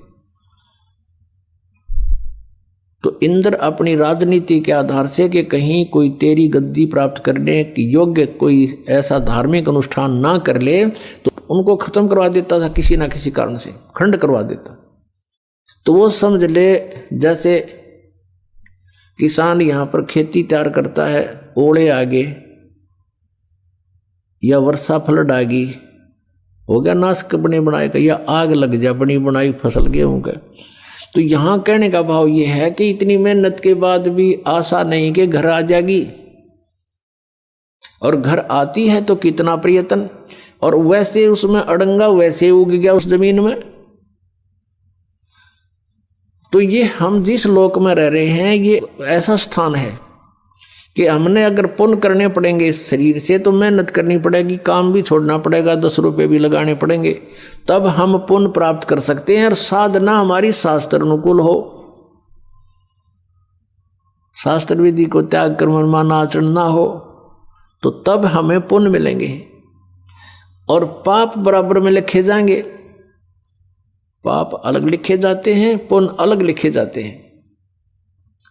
जब तक हम कबीर परमेश्वर की शरण में नहीं आते हैं परम संत के माध्यम से, तब तक हम जो साधना करते हैं चाहे वो शास्त्र अनुकूल भी क्यों ना हो, तो भी हमारी दोनों लिखे जाएंगे, पुण्य न्यारे पाप अलग, और दोनों ही हमें प्राप्त होंगे।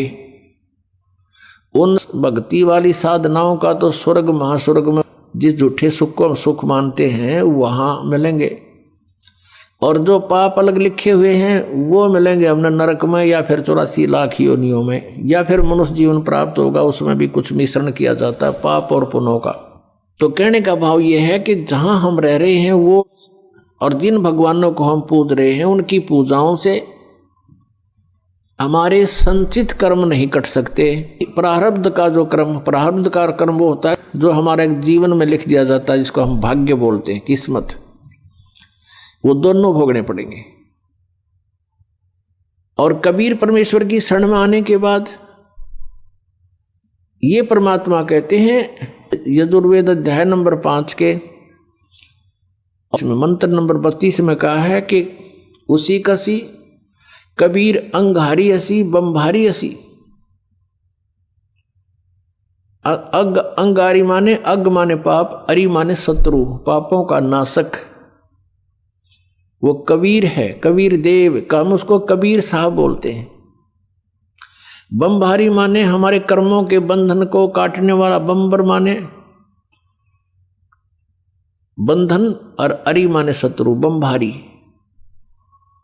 तो बम्भारी जो बंधनों का शत्रु है वो कबीर देव है, कबीर साहब है। और वो रित धामा सवर ज्योति रित धामासी, वो स्वयं प्रकाशित है, उसका शरीर परमात्मा का, जैसे सूर्य स्वयं प्रकाशित है ऐसे ही परमेश्वर का शरीर स्वयं प्रकाशित है, साकार है, मनुष्य सदृश है, नर आकार है, मनुष्य तुल्य है वो,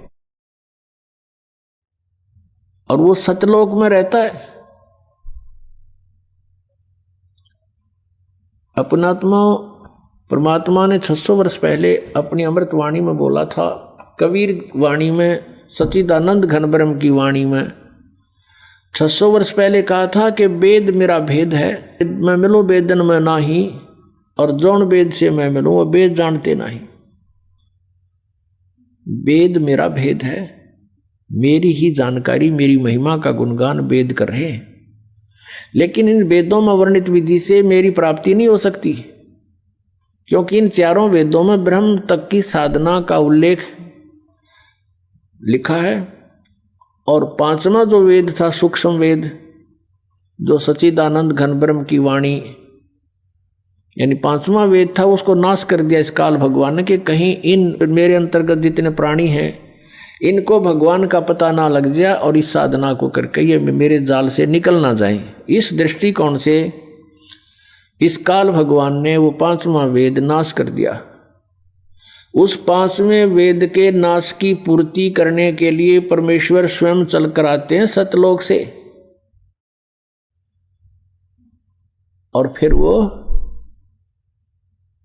जानकारी देते हैं खुद आकर के। वो कहलाती है सच्चिदानंद घन ब्रह्म की वाणी। श्रीमद् भगवत गीता अध्याय नंबर 4 के श्लोक नंबर 32 में कहा है कि अर्जुन, जो 25 से लेकर और 31 तक जिन मंत्रों के श्लोकों में जो व्याख्या है, कोई तो योगासन करता है, कोई देवताओं की पूजा करता है, कोई तीक्ष्ण अहिंसावादी बनकर मुंह पर पट्टी बांध कर नंगे पैरा घूमता है, कोई जीव इंसाना हो जावे ऐसी साधनाएं करते हैं, कोई स्वाध्याय ही करता है, कोई केवल अपने श्वास उश्वास पर ध्यान देता है कि श्वास बाहर जाता है वो श्वास अंदर आ जाता है, इस पर देखते रहो, बस यही क्रियाएं हैं, यही साधना है। ना देखोगे तो भी श्वास तो आवे जावेगा, ना तुम्हारे देखने तक के कला टूट गया उसमें। तो बिना ज्ञान के ये धक्के दे रखे थे, डरे डुआ रखे थे अपने से, ये साधनाएं ठीक नहीं थी। शास्त्र विधि को त्याग का मनमान्य आचरण था। तो कहता है इन 25 से लेकर 30 तक जो ये श्लोकों में चौथे अध्याय के गीता जी में साधना या साधक अपनी साधना को पापनाशक जानते हैं और इसलिए वो कर रहे हैं। एक दिन उनको ये पता लग जाए गलत है, तुरंत छोड़ देंगे वो। तो फिर कहा गीता जी अध्याय नंबर 4 के श्लोक नंबर 32 में कि वो यथार्थ ज्ञान इन यज्ञों का जो यज्ञ कर रहे हैं ना, परमात्मा पाने के लिए ट्राई कर रहे हैं, यज्ञ माने धार्मिक अनुष्ठान, इन धार्मिक यज्ञों की अनुष्ठानों की जानकारी बहुत विस्तार के साथ लिखी है सच्चिदानंद ब्रह्म की वाणी में। ब्रह्मणे मुखे यानी उस परमात्मा ने अपने मुख से आकर बोली है उस वाणी में, वो यथार्थ ज्ञान लिखा हुआ है। अपनात्मा वो है सच्चिदानंद घन ब्रह्म की वाणी, कबीर वाणी। और परमात्मा कहते हैं ये चारों वेद मेरी ही महिमा का गुणगान कर रहे हैं, लेकिन मैं इन वेदों में वर्णित विधि से प्राप्त नहीं हो सकता। आपको दिखाते हैं यजुर्वेद, यजुर्वेद अध्याय नंबर 5 का मंत्र नंबर 32 में कबीर अंगारी असी बम भारी असी, ये देखिएगा, ये है यजुर्वेद और महर्षि दानंद द्वारा इसका अनुवाद है। इसके प्रकाशक कौन है? सार्वदेशिक आर्य प्रतिनिधि सभा 2/5 महर्षि दानंद भवन, रामलीला मैदान, नई दिल्ली से। यजुर्वेद आर्य भाषा भाष्य संपूर्ण 40 अध्याय, महर्षि दानंद सरस्वती कृत। इस दानंद जी ने इसका अनुवाद किया है। ये लेखक नहीं है वेदों का, केवल अनुवाद करता है, जैसे गीता जी के गढ़े अनुवाद करता है। और मुद्रक ये हैं Prince offset printers 1510 Pataudi house Daryaganj नई दिल्ली से। अब इसके 5वें अध्याय के 32वें श्लोक में दिखाते हैं आपको। ये 5वां अध्याय और ये है नीचे 32वां मंत्र 32। यहां देखिएगा, उसी गसी, ये देखो, कबीर अंगारी असी, हम इसको कबीर बोल देते हैं बै, अपने लैंग्वेज में हम बै बोलते हैं। कबीर अंगारी असी बम्भारी अविसुर असी। अच्छा, इसका इन्होंने अनुवाद किया है, ये देखेंगे। हे जगदीश्वर, जिस कारण आप, उसी के माने कांतिमान, असी माने हैं, और अंगारी माने खोटे चलन वाले जीवों के शत्रु। ये लिखना था, आप पाप के शत्रु हैं, पाप नाशक हैं। अब ये अनुवाद करता महर्षि दानंद का अपना ज्ञान सिद्धांत था कि भगवान पाप नाश नहीं करता, इसलिए इसने यहाँ बात उलझा दी और फिर 8वें अध्याय के 13वें श्लोक में 6 बार लिख रखा है भगवान पाप नाश कर देता है, वहां इसकी बसाई नहीं था। ये लिखना था वो अंग माने पाप, अरि माने शत्रु, वो पापों का शत्रु कौन है? कबीर। अब इन्होंने इसको, ये कबीर है, कबीर, हम इसको कबीर बोलने लगे और इसने ये कर दिया इसका कवि और अर्थ कर दिया कांत प्रजय है। अब पहले हम इस, और फिर बमबारी, ये देखो बमबारी, बम्ब आरी माने, बम्ब माने बंधन, अरि माने शत्रु, बंधनों के शत्रु, यानी हम उसको बंदी छोड़ कहते हैं, जो बंधन काट दे, बंधन तो छुड़वा दे। हम कबीर जी को, कबीर परमेश्वर को हम बमबारी यानी हम बंदी छोड़ कहते हैं। और इसको लिखने का फर्क है, या बंदी छोड़ लिख दे, बंधनों का शत्रु लिख दे, एक ही बात है। अब जैसे इन्होंने यहाँ जो गलती की है ना, यह गलत कर दिया। ये अगर या तो फिर कवि ये लिख देते, यहाँ पर वो कवि हैं बस, फिर भी हम मान जाते, न कुछ ठीक करने की चेष्टा की। कबीर का अर्थ कांत प्रजय लिख दिया, ये कोई बात हुई? अब जैसे ये यजुर्वेद है जिसको हम पढ़ रहे हैं और इसका कहीं पर व्याख्या हो, अब दिखाते हैं आपको। अब जैसे ये इसी यजुर्वेद का अब 36वां अध्याय है, ये देखो, ये 33 अध्याय, 33 अध्याय यानी 36, और इसका ये प्रथम मंत्र है, ये रहा। इसमें ये लिखा है रचम वाचम परपदे मनो यजु परपदे, ये यजु शब्द लिखा है।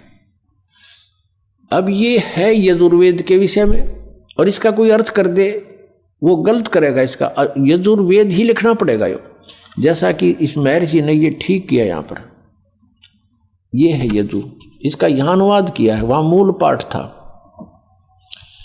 ये देखो, ये यजु शब्द है और इसका यजुर्वेद लिखना पड़ा, ये सही अर्थ बना। यहाँ पर यदि इस यजु का अर्थ कर देते यज्ञ स्तुतियों का संग्रह, तो के बेराव का के है संग्रह, यज्ञ स्तुतियां लिख दे इसकी, यज्ञ स्तुति, तो यजु का अर्थ यहां लिखना पड़ेगा कि वह है यजुर्वेद के बारे में कहा जा रहा है। तो ठीक जहां इन्होंने कवि कर दिया, उसको हमने कबीर देव कर पढ़ना पड़ेगा, कबीर देव लिखना था। देखो हम फिर आते हैं वही 5वें अध्याय के 32वें श्लोक पर, ये 32वां श्लोक यजुर्वेद का। अब यहां इसने जो कवि कर दिया, यहां लिखना था वो कबीर देव है, बस वो कबीर देव लिख देते। हम कबीर देव कहने लगे, देव को परमेश्वर, देव का अर्थ परमेश्वर होता है, तो यहां लिखना था वो कबीर देव हैं। और देखो यहां लिखा है रतधामासी सवर ज्योति, रतधामा इन्होंने खुद लिखा है, रतधामा माने सतधाम युक्त। हम सतधाम कहो, सतलोक कहो इसको, ये सतलोक रतधामा नो कारण ये फलाना, रतधामा माने सतलोक वाला, सतलोक का निवासी, वो कहते नहीं ये फलाने गांव का है, हाँ यो फलाना वो गांव का है। तो ये ऐसे है कि वो रतधामा वो सतलोक में रहता है। और सवर ज्योति देखिए अड़ंगा कर रखे अनुवाद का, अंतरिक्ष को प्रकाश करने वाला सवर ज्योति, स्वयं प्रकाशित, वो स्वयं प्रकाशित है, परमात्मा है, वो सतलोक में रहता है। कबीर उसका नाम है और वो ही अंगारी है, पापों का शत्रु है, बंधनों का शत्रु है, यानी बंदी छोड़ है, वो कबीर अंगारी असी। ये कबीर, हम इसको कबीर बोलते हैं कबीर। हम लिखण भी कबीर लागे, पड्डी की मात्रा भी रख दें। अब परमात्मा ने कहा वेद मेरा भेद है, मैं वेदन में नाही, और जौन वेद से मैं मिलूं वो वेद जानते नहीं। ये देखिएगा ऋग्वेद भाषा भाष्य द्वितीय भाग, ये कहाँ से प्रकाशित है? प्रकाशक हैं पंडिता राकेश रानी, प्रधान कार्यालय वेद मंदिर महात्मा वेद भिक्षु सेवाश्रम लेखराम नगर अब्राहमपुर मुखमेलपुर दिल्ली दूरभाष इतना है। और नीचे लिखा है दान संस्थान नई दिल्ली का प्रकाशन। और इसका यहाँ अनुवाद करता है ये 9-10 मंडल हैं ये। महात्मा वेद भिक्षु भारतेंद्र नाथ दान संस्थान करोल बाग नई दिल्ली। इसके 10वें सूक्त के 10वें मंडल के और सूक्त नंबर 49 में दिखाते हैं आपको। ये देखिएगा, ऋग्वेद मंडल नंबर 10 और सूक्त 49 इसका ये पहला ही मंत्र है। 49 सूक्त का ये पहला मंत्र है। इसमें लिखा है कि मैं स्तुति करने वाले को, यानी पूर्ण परमात्मा अपनी महिमा वेदों में लिख रहे हैं। और इसका अर्थ है कि अहम दा ग्रहणते पूर्वम स्वहम ब्रह्म करणम। अब पूर्ण परमात्मा कहता है ब्रह्म की उत्पत्ति मैंने ही की। अब यहां देखो, इनका अनुवाद देखें। मैं स्तुति करने वाले को सनातन निवास योग्य लोक, सनातन ऐश्वर्य निवास योग्य लोक, मोक्ष तथा ज्ञान प्रदान करता हूं। मोक्ष भी प्रदान करता हूं और निवास योग्य सनातन लोक, सनातन ऐश्वर्य, जहां जाने के बाद फिर कभी आपका सुख नाश नहीं होगा, वो प्रदान करता हूं। अहम ब्रह्म, ये देखो स्पष्ट, ये भी पढ़ना पड़ेगा, हमने नहीं तो ये गड़बड़ कर रहे हैं। अहम ब्रह्म करणवम, मैं वेद को उत्पन्न करता हूँ। ब्रह्म का अर्थ वेद कर दिया इन्होंने, तरह गजब। मैं ब्रह्म को उत्पन्न करता हूँ। पूर्ण परमात्मा कबीर देव जी सतपुरुष ने ब्रह्म की उत्पत्ति की थी। फिर मूल संस्कृत पढ़ो। अहम माने मैं, ब्रह्म माने ब्रह्म को, करणव उत्पन्न करता हूँ। मैं ब्रह्म को उत्पन्न करता हूँ। ठीक है, इन्होंने जहाँ थोड़ी बहुत गलती करी है अनुवाद में, उसको हम शुद्ध कर लेंगे अपने ज्ञान से। और यह वेद मेरी ही महिमा की वृद्धि करता है। ये वेद मेरी ही महिमा करता है। चारों वेद मेरी ही महिमा गा रहे हैं। यज्ञ दान सत्संग करने वाले को सन्मार्ग में आदेश करने वाला मैं ही हूँ। करे करावे साईं आमन में लहर उठा और दादू सिरदर जीव के आप बगल हो जा। कहता सब ये दान पुण्य सत्संग पुण्यात्मा जो मेरे से जुड़ गए हैं उनको मैं ही लाता हूँ। यहाँ पर मैं ही सन्मार्ग का आदेश करने वाला मैं ही हूँ। मैं सकल युद्ध में न देने वाले कुसंगी यज्ञशील जनों को ही हराता हूँ। हराता है यानी हराता हूँ, यानी कहने का भाव यह है कि मैंने तो ब्रह्म की उत्पत्ति की है और जो मेरी सतभक्ति करते हैं, मेरी स्तुति करते हैं, उनको सनातन लोक, सनातन माने शाश्वत स्थान प्राप्त कराता हूँ। और वहाँ से जब हम चले गए तो ऐश्वर्य आप पर रहेगा, वहाँ सारे ठट मृत्यु नहीं, कभी कोई बुढ़ापा नहीं, किसी चीज़ का भाव नहीं। निवास योग्य लोक, मोक्ष तथा ज्ञान प्रदान करता हूँ। और मैं अहम ब्रह्म करणों, मैं वेद को उत्पन्न करता हूँ। या वेद नहीं, यहाँ ब्रह्म को उत्पन्न करता हूँ। और मह्यम वर्धनम, और ये जो वेद हैं वो मेरी महिमा गा रहे हैं, क्योंकि ब्रह्म ने फिर वेदों का ज्ञान आगे दिया। अब कहने का तात्पर्य ये है कि हम जिन सदग्रंथों को सही मानते थे, सत्य मानते थे और मानते हैं, उनको हम समझ नहीं सके।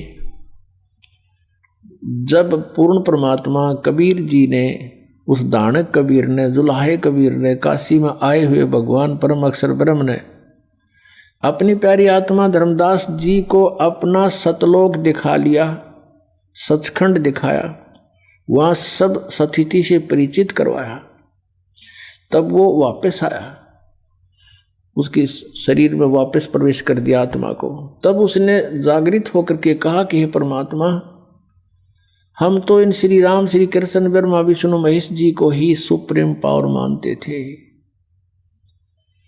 हे मालिक, फिर ये तो वेद और जितने भी पुराण हैं ये सब झूठी हैं। इनमें इनके बारे में बताया गया जो अमर है, सर्वशक्तिमान है, सर्वेश्वर है। परमेश्वर ने कहा वेद कतेब झूठे नहीं भाई, और झूठे हैं जो समझे नाई। झूठे तो वो हैं जो इनको समझ नहीं सके। वेद पढ़ने पर भेद न जाने, बाँचे पुराण 18। और फिर भी वेद पढ़े और उसका समझ नहीं सकते, इस करके अज्ञान साधनाएं शुरू करवा रखी हैं। और जड़ को अंधा पत्ते खुआवे, भूल गया सृजनहारा। भगवान पर तुलसी के पत्ते चढ़ावे, फल फूल चढ़ावे मूर्ति के ऊपर, कहते सृजनहार को भूल गए तुम। तो इन वेदों में परमेश्वर की महिमा है। ये भी धीरे धीरे आपके समक्ष यथार्थ अनुवाद आओगा। पहले तो आप जी को ये जो ना दृढ़ करना चाहता है ये दास, कि आप जी ये समझें कि जो भी दास बोल रहा है वो सारी सच्ची है। उसके बाद ये दास इन वेदों का जितना आवश्यक है उनका अनुवाद करेगा। और पहले आपको इसलिए इन्हीं के अनुवादित वो दिखाए जा रहे हैं मंत्रों के अनुवाद, के ताकि कोई आपको भ्रमित ना कर दे कि न्यू कह कि रामपाल ने संस्कृत ना आती। और ये महर्षि दानंद के अनुयायी आचार्य ये संस्कृत के गाता थे। महर्षि भी दानंद भी विद्वान पुरुष था, संस्कृत का गाता था। वो सही समझा है उन्होंने, वेदों का ठीक अनुवाद कर रखा है। तो पहले उन्हीं के द्वारा किए गए अनुवाद को दिखाकर फिर दास साथ साथ उनमें जो त्रुटि है वो आपके समक्ष पेश करेगा। फिर आपका समझ में आओगी, फिर आप दृढ़ हो जाओगे कि सचमुच कौन सा अनुवाद सही है कौन सा गलत है। फिर आप स्वयं निर्णय लेकर के दृढ़ हो जाओगे। और जब तक हम दृढ़ नहीं होंगे हम कोई मोक्ष प्राप्ति नहीं कर सकते। डगमग आदमी कभी सफल नहीं हो सकता। आप आगे जाकर के मान लीजिए 2 रास्ते हो जाते हैं। कहीं आप अकेले जा रहे हो, या तो आपके साथ गाइड हो, कोई व्यक्ति जानकार हो, या फिर आपके पास मैप हो। उस मैप पर आप देख कर चल सकते हो कि ये रास्ता नहीं ये है, और मैप के बारे में आप दृढ़ हो कि सचमुच इसमें जो लिखा फाइनल है। तो ये हमारे सदग्रंथ हमारे मैप हैं। ये मैप आपको मानचित्र दिखाया जा रहा है कि आप जिस रास्ते जा रहे हो ये रास्ता आपका है, ये नहीं है। और आप दृढ़ हो जाओगे सचमुच ये, फिर आप डगमग नहीं हो सकते। अगर आपके पास मैप नहीं है तो आप चल पड़े, आगे 2 रास्ते हो जाते हैं, वहीं पर आप असमंजस में पड़ जाओगे, आंख मीच करते चल पड़ो किसी साइड में, वो दूसरी बात है। तो ऐसे इन सदग्रंथों का आपके रूबरू कराना ये दास अनिवार्य समझता है। अब बताया कि वेद मेरा भेद है और मैं ना वेदन के माही, जौन वेद से मैं मिलूं ये वेद जानते नहीं। अब जैसे गीता जी अध्याय नंबर 4 के श्लोक नंबर 32 में कहा कि वो परमात्मा ने अपने मुख कमल ते जो वाणी बोली, सच्चिदानंद घन ब्रह्म ने, यानी उस परम अक्षर ब्रह्म ने जो अपने मुख से वाणी बोली, उसमें बहुत विस्तार के साथ इन धार्मिक अनुष्ठानों की जानकारी दे रखी है। उसको 4 अध्याय के 34वें श्लोक में श्रीमद् भगवत गीता में कहा कि गीता ज्ञानदाता ये काल श्री कृष्ण जी में बढ़कर बोल रहा है, इसमें प्रवेश करके बोल रहा है कि उस ज्ञान को तू, वो तत्व ज्ञान है, उस ज्ञान को तू तत्वदर्शी संतों के पास जाकर समझ। उनको दंडवत प्रणाम करने से, कपट छोड़कर उनकी सेवा प्रसन्न करने से, सरलता पूर्वक प्रसन्न करने से वो तत्वदर्शी संत तुझे परमात्म तत्व का ज्ञान कराएंगे जिसको गीता ज्ञान दाता भी नहीं जानता।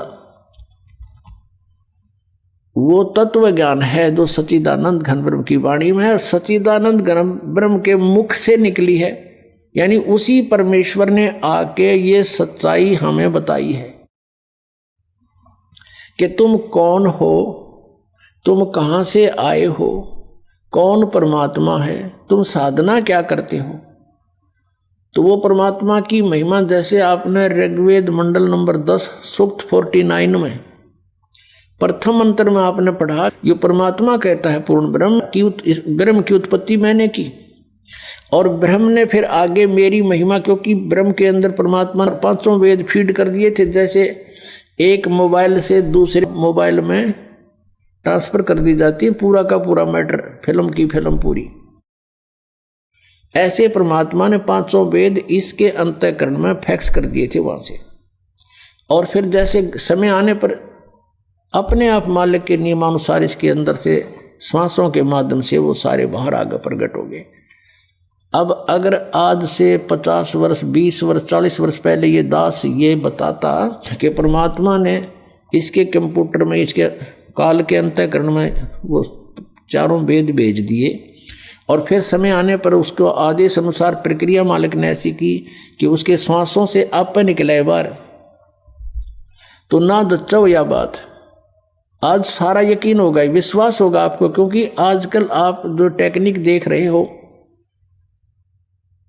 कहाँ से कहाँ डाउनलोड कर लेते हैं और एक छोटी सी चिप होती है इतनी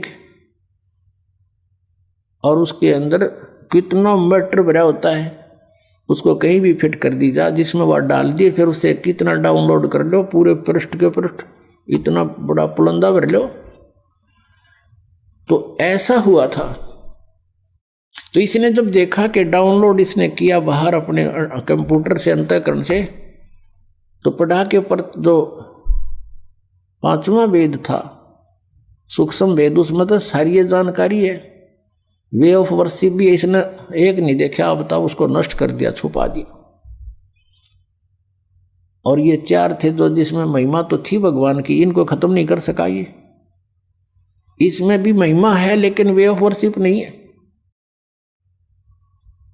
और इस वेद को समझना यहाँ के प्राणियों के बस की बात नहीं, चाहे ब्रह्मा जी हो चाहे विष्णु चाहे शिव जी, ये भी वेदों को नहीं समझ सके। ये तो वो परमात्मा स्वयं आता है, फिर स्वयं ही अपने द्वारा लिखी हुई उन ग्रंथों को स्वयं ठीक ठीक समझाता है। अब जैसे वेदों का जो निर्णायक ज्ञान परमात्मा ने अपनी सच्चिदानंद घन ब्रह्म की वाणी कबीर वाणी में बोला, अब उस वाणी से परिचित होने के बाद हमने वेदों को खोला और वेद बिल्कुल साफ हो गए। क्योंकि ये आध्यात्मिक ज्ञान है, इसको संस्कृत भाषा के जानने वाले नहीं खोल सकते, इसका अनुवाद नहीं कर सकते। जैसे किसी ने हिंदी सीख ली, फॉरेनर ने अच्छा हिंदी में चाहे कुछ भी बन जा और शास्त्री बन गया, और उसने रामायण का ज्ञान नहीं, और उसको कोई कहे कि ले आप इन तुलसीदास कृत चौपाइयों का अनुवाद कर दो, अड़ंगा करेगा वो, बेसिक विद्वान बना हुआ है। तो ऐसे ही इन विद्वानों ने, संस्कृत भाषा के विद्वानों ने, विद्वान तो होता जो सर्वज्ञ हो, सर्वज्ञ केवल कबीर परमेश्वर है, और सब भाषाओं का, सब अध्यात्म ज्ञान से सबका जानकार था वो, और उनको अविद्वान कहते थे, ये नकली विद्वान। अब संस्कृत भाषा के जानने से विद्वान नहीं होता, एक भाषा के जान लेने से विद्वान नहीं होता, उसका ठीक है उसको वो भाषा आती है, उसका मास्टर है बस। अब तत्व ज्ञान को नहीं समझ सके, जिस कारण से उन्होंने इनके अर्थों का अनर्थ कर दिया। अब वो परमात्मा स्वयं वहां से चलकर आते हैं, अपने द्वारा रची हुई सृष्टि को वही ठीक ठीक बताते हैं, और यथार्थ ज्ञान वही आकर देते हैं, वो ज्ञान समझाते हैं, मनुष्य की तरह चलकर आते हैं। अपनात्मा इस काल भगवान ने इन अज्ञानी ऋषि महर्षियों मंडलेश्वरों गुरुओं ब्राह्मणों द्वारा, ब्राह्मण का अर्थ या कोई जाति से नहीं है, ये समझना चाहिए, क्योंकि हम वेदिक ज्ञान सुनते नहीं। ब्राह्मण का अर्थ जो गुरु पद पर होता है वो ब्राह्मण है, यानी जो ज्ञान देता है परमात्मा के बारे में, जिसको जानकार मानते हैं। ब्राह्मण सोए जो ब्रह्म पहचाने, ब्राह्मण उसको कहते हैं जिसने भगवान को जान लिया है, लेकिन वो ना जान रहे थे, ब्राह्मण को वहां थे, ऋषि महर्षि थे नहीं, महर्षि को वहां थे। आज उनको महर्षि कहना पड़ता है, लेकिन वो महर्षि के योग नहीं है, उनको ब्राह्मण कहना पड़ता है, लेकिन ब्राह्मण के योग नहीं थे। जैसे मेरे गुरुदेव थे, वो ब्राह्मण थे इस जाति के हिसाब से। हरियाणा में गांव पैंतावास, दादरी के पास बड़ा पैंतावास और जिला भिवानी, उस बड़े पैंतावास के गांव के रहने वाले ब्राह्मण जाति हैं, लेकिन वो अपने आप को ब्राह्मण नहीं कहते थे, वो संत रामदेवानंद कहते थे, वो संत थे। और मेरे जो दादा गुरुजी थे, गुरुजी के गुरुजी, वो छावला गांव है दिल्ली में, नजफगढ़ से आगे गुड़गांव की तरफ जाते हैं, छावला ऑन रोड पड़ता है। उस छावला गांव के जाट थे किसान, और वो काशी विद्यापीठ से 4 विषय के आचार्य बन गए। वो पंडित चिदानंद कहलाते थे, वो ब्राह्मण कहलाते थे। अब उस हमारे दादा गुरु जी का जो आश्रम बना हुआ है, गोपालपुर गांव है खरखोदा के पास, जिला सोनीपत में, उनके आश्रम के ऊपर लिखा है पंडित चिदानंद जी आश्रम। और हमारे गुरुदेव के जहां आश्रम है संत राम देवानंद जी आश्रम। तो यहां जाति से ब्राह्मण नहीं है, कर्म से ब्राह्मण के लिए कहा गया है। तो ये नकली गुरु ब्राह्मण जो गुरु पद पर थे, इनको कह का पता नहीं था, ये कहलाते थे ऋषि और महर्षि। तो ये समझ नहीं सके उस परमात्मा की अमरवाणी को। इसलिए परमेश्वर ने कहा कि ये वेद कतेब झूठे नहीं भाई, और झूठे हैं जो समझे ना ही। तो वेदों में लिखा है कि वो परमात्मा स्वयं गति करके आता है। अब जैसे यो आर्य समाज का जो ग्रुप है, इसमें शिक्षित वर्ग बहुत है, और लेकिन वो अक्षर ज्ञान है, उनको अध्यात्म ज्ञान नहीं। उधर से महर्षि दानंद को भी कह का पता नहीं था अध्यात्म ज्ञान का, इसलिए उसने कोशिश की वेदों का अनुवाद करने की, और उसका अपना सिद्धांत था कि भगवान निराकार है। वो कहीं एक देश में नहीं रहता, एक देश माने स्थान पर कहीं नहीं रहता, वो केवल सर्वव्यापक है, जैसे वायु है ऐसे भगवान है। भले आदमियों, निराकार परमात्मा इतनी बड़ी बड़ी स्ट्रक्चर कैसे बनाओगा वो? जैसे कोई नौका साकार कैसे बनाओगा, सुन लो साकार कैसे बनाओगा। साकार मनुष्य इंजीनियर है, और जहाज बना दिया, हवाई जहाज, वायुयान बना दिया, समुद्री जहाज बना दिया, उसमें बैठ कर आराम से घूम रहा है और वो यान चल रहा है। निराकार कोई कारीगर बना के दिखाई दो, मरे बादशाह के बनाओगा, वो खख बनाओगा। तो ऐसे परमात्मा मनुष्य सदृश है, उनकी वो अमित औजा है, उसकी शक्ति का कोई वार पार नहीं है। उनके वचन से सबको जो हो जाता। जैसे हम देखा करते हैं जादूगर होते हैं, अपने मुख में एक छोटी सी गोली कंचा, इतना वो कंचा होता है, उस गोली को मुख में डालते हैं और थोड़ी देर में ओ करके इतना बड़ा मुस्कुर तो काट मुंह में दो पत्थर बना देते हैं, और नो पटक दे, पट्टा उठा के देख लो कति पत्थर है। तो उस जब एक जादूगर इतना कुछ कर सकता है, और वो तो परम जादूगर, वो तो सर्वशक्तिमान, एक वचन में सब कुछ कर दे। तो ऐसे ही उस परमात्मा की महिमा से हमने परिचित होना। उस परमात्मा ने कहते हैं एक शब्द में सब किया, सकल जमी आसमान, एक वचन में सब कुछ बना दिया। तो समर्थ है, वो कुछ भी कर सकता। तो वो जानकारी स्वयं ही आकर दी। अरे निराकार बताओ भगवान को, और वेद के साकार है, निराकार है, मनुष्य सदृश है वो अपना आत्माओं।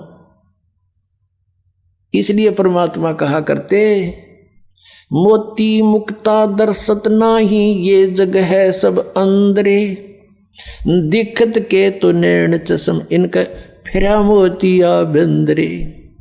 ये दिख है विद्वान पुरुष, और महर्षि को हमें इनका मोतिया बंद है। जिसका मोतिया बंद हो आंखों में, आंखें तो दिखाई देती हैं जैसे बड़ा स्वस्थ आंखें हैं, सब कुछ दिखता होगा, लेकिन वो नपट अंधा है जिसका मोतिया बंद हो गया दोनों आंखों में। तो परमात्मा कहते हैं कि तुमने ये महर्षि दिखाई दे हैं, गुरु ब्राह्मण दिखाई देते हैं, ये मंडलेश्वर, इनका मोतिया बंद हो रहा है, इन्हें अपने सदग्रंथों में लिखी हुई सच्चाई का नहीं पता, और फिर निराकार कहते। अब दिखाते हैं आपको परमात्मा की सारी स्थिति, देखिएगा ऋग्वेद मंडल नंबर 9, ऋग्वेद मंडल नंबर 9 अब दिखाते हैं, और सूक्त नंबर 86। भगवान साकार है या निराकार है, वो कैसी लीला करता है। ये है ऋग्वेद मंडल नंबर 9, 10 इकट्ठा अनुवाद है। ये है सार्वदेशिक आर्य प्रतिनिधि सभा, महर्षि दानंद भवन, रामलीला मैदान, नई दिल्ली से ये प्रकाशित है। और ये मुद्रक है Prince offset printer, 1510 Pataudi house, Daryaganj, नई दिल्ली से ये छपा है, छप्पा खाना इसका ये। अब देखना ये है ऋग्वेद मंडल नंबर 9 और सूक्त 86 का मंत्र नंबर 26। इसमें लिखा है कि यज्ञ करने वाले यजमानों के लिए परमात्मा, यज्ञ करने वाले माने धार्मिक अनुष्ठान यानी साधना करने वाले, यजमान माने भक्तों के लिए परमात्मा सब रास्तों को सुगम करता हुआ उनके विघ्नों को मर्दन करता है और उनको पवित्र करता हुआ और अपने रूप को सरल करता हुआ वह कांति में परमात्मा। यह लिखना था कबीर देव, कवि कोई भी सर्वज्ञ नहीं हो सकता जिसको सारा ज्ञान हो। कवि कविता बना सकता है, ये कबीर देव लिखना था यहाँ पर। वो कबीर देव विद्युत के समान यानी आकाशीय बिजली की तरह सेकंड में नीचे आ जावे, क्रीड़ा करता हुआ, ऐसे लीला करता हुआ वर्णीय पुरुष को यानी अच्छी आत्मा को प्राप्त होता है।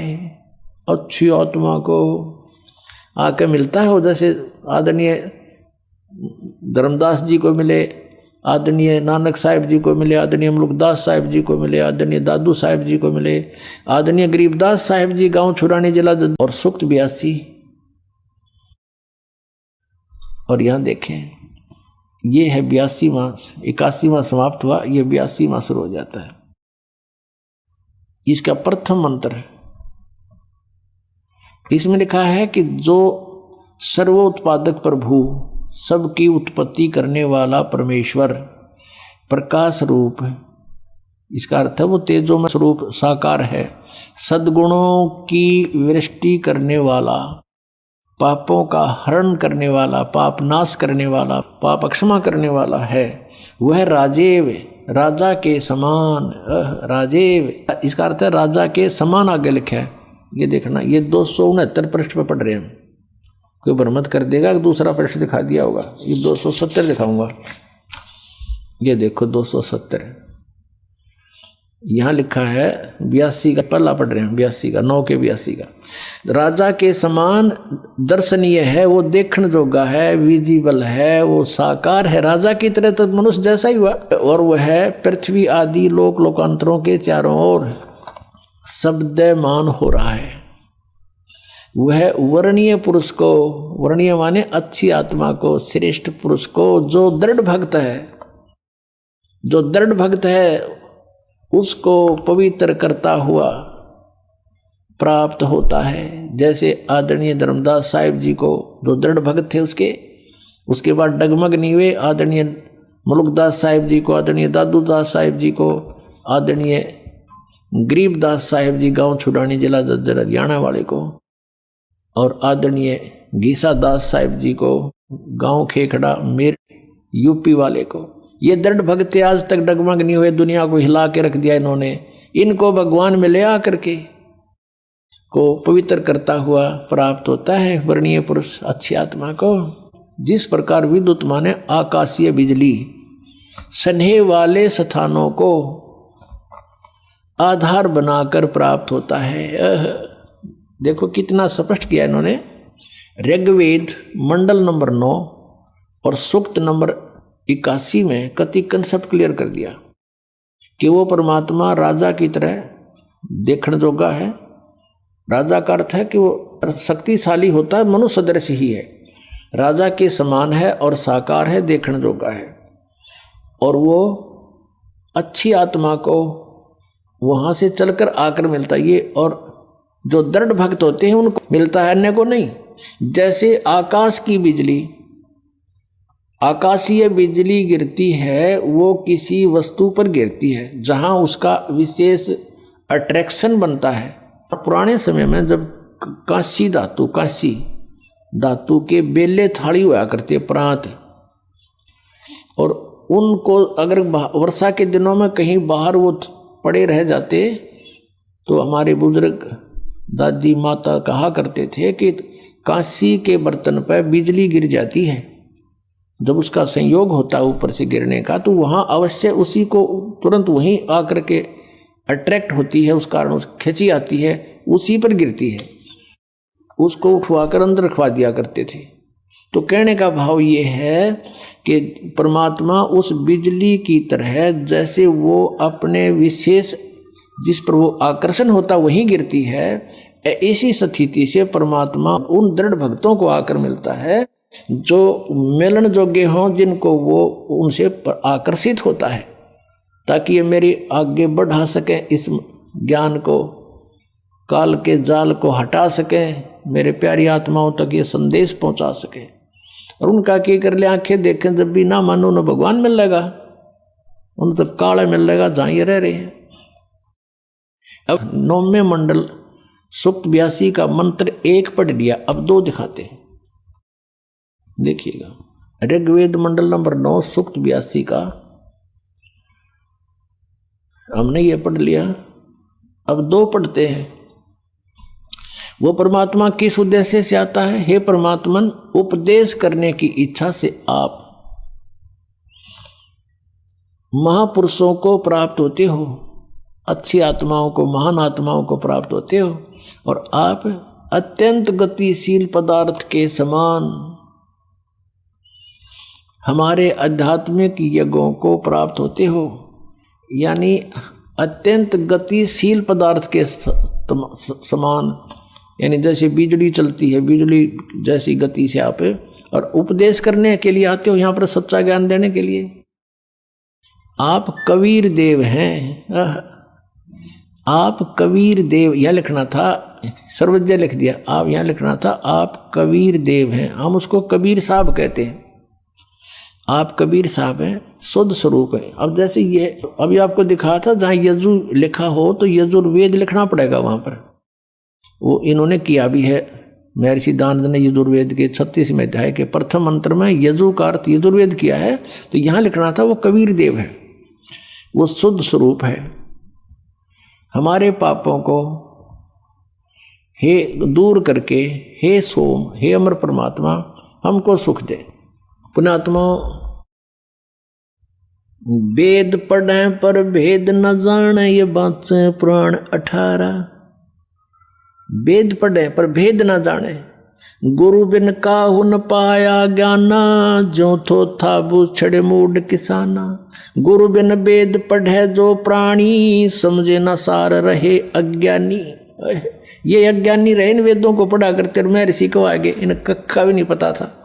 अब जैसे परमात्मा मनुष्य दृश्य ये सिद्ध होगा, राजा के समान देखने जोगा है, और वहाँ से गति करके आता है, जिन महापुरुषों को मिलता है, जिन महापुरुषों ने मिला उन्होंने बताया कबीर इज गॉड। वो कबीर देव काशी में हम सुल्तानी नानक तारे दादू को उपदेश दिया, जात जुलाहा भेद न पाया, वो काशी माए कबीर होया। आदरणीय गरीबदास साहिब जी गांव छोड़ानी जिला जज्जर वाले, जिनको भगवान आकर मिले थे, क्या कहते हैं गरीबदास साहिब ने फिर बताया है कि या दुनिया दा जीवन झूठा भूल गए मर जाने नू, और सर्व कला सतगुरु साहिब की हरियाए हरियाणे नू। वो परमात्मा हरियाणा में आए गरीबदास जी 280 वर्ष पहले, लगभग सन 1727 में, लगभग 300 वर्ष हो गए, 300 वर्ष से भी ऊपर हो गए।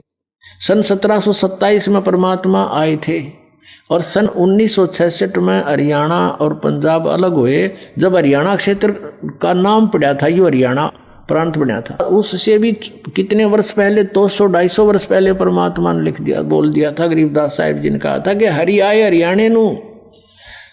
उनके वचन से फिर यो हरियाणा क्षेत्र आज बनकर रहा, ताकि हम इस परमात्मा की वाणी को समझा सकें। अगर ये वाणी 200 वर्ष पहले बोलते, 100 वर्ष 50 वर्ष पहले से बोलते, तो कौन से कहाँ थे? हरियाणा था ही नहीं, जब नाम निशान नहीं था। तो ये हरियाणा बनवा दिया, रीबिया वाणी हमारे को याद दिला दी कि हरि आए हरियाणे नू। इनको पता था मालिक का कि इस वाणी का कहाँ आवश्यकता पड़ेगी, किस समय में। तो वो गरीबदास साहिब जी को परमात्मा मिले, और वो कहते हैं भगवान हरियाणा में आए भाई, हमें मिले। और वेद कहते हैं वो अच्छी आत्माओं को आकर मिलते हैं। तो मनुष्य सदृश है परमात्मा। गरीबदास साहिब ने कहा है कि हमरे ही हुनियार है, हमारा सिरजनहार, हमारे हुनियार का, हमारे जैसा हमारा स्वरूप, हमारे जैसा स्वरूप है, मनुष्य सदृश है। और वेद बताते हैं कि वो नर आकार है, वो परमात्मा मनुष्य सदृश है। आपको दिखाते हैं कौन कौन से वेदों में, और आपको अभी दिखाएंगे। ऋग्वेद मंडल नंबर 7 और सूक्त नंबर 11 के मंत्र नंबर 3 में लिखा है मनुष्यवत अग्ने। अग्नि माने परमेश्वर, हे मनुष्य के समान परमात्मा। ऋग्वेद मंडल नंबर 7 सूक्त 2 के मंत्र 3 में फिर लिखा है कि मनुष्यवत अग्नि मनुना, हे मनुष्य के समान भगवान, मनुष्य तुल्य, मनुष्यवत, हे मनुष्य जैसे भगवान। मनुना, मनुना माने एक जैसे एक विद्वान पुरुष की तरह आप आते हो और ज्ञान का भंडारा खोल देते हो। ऋग्वेद मंडल नंबर 1 सूक्त 44 में मंत्र नंबर 11 में मनुष्यवत देव, देव माने परमेश्वर, हे मनुष्य के समान भगवान। ऋग्वेद मंडल नंबर 1 सूक्त 31 के मंत्र 17 में मनुष्यवत अग्नि, हे मनुष्य जैसे भगवान। ऋग्वेद मंडल नंबर 1 सूक्त 46 का मंत्र 13 में लिखा कि मनुष्यवत शंभु, मनुष्य के समान है कल्याणकारक परमात्मा। शंभु माने भगवान। ऋग्वेद मंडल नंबर 8 सूक्त 18 के मंत्र 21 में नरवत वरुण, नरवत, हे मनुष्य कैसे भगवान। ऋग्वेद मंडल नंबर 8 सूक्त 43 के मंत्र 13 में मनुष्यवत अग्नि। ऋग्वेद मंडल नंबर 8 सूक्त 43 के मंत्र 27 में मनुष्यवत अंगीरा है। अंगीरा माने परमात्मा, तेजो में शरीर युक्त। इनमें सब में लिखा कि परमात्मा मनुष्य सदृश है। आपको दिखाते हैं। ऋग्वेद मंडल नंबर 1 का अनुवाद महर्षि दानंद ने कर रखा है और इसने कोशिश की है कि मैं अड़ंगा अड़ाऊं और इसको खत्म कर दूं कि कोई पढ़ ना ले कि तय मनुष्य के तुल परमात्मा लिखा है। पहले इसी का दिखाते हैं। ऋग्वेद मंडल नंबर 1 सूक्त नंबर 31 के मंत्र 17 में ये देखिएगा, ये प्रथम मंडल है, महर्षि दानंद जी का अनुवाद है। इसमें प्रकाशक है सार्वदेशिक आर्य प्रतिनिधि सभा 3/5 महर्षि दानंद, रामना मैदान, नई दिल्ली से।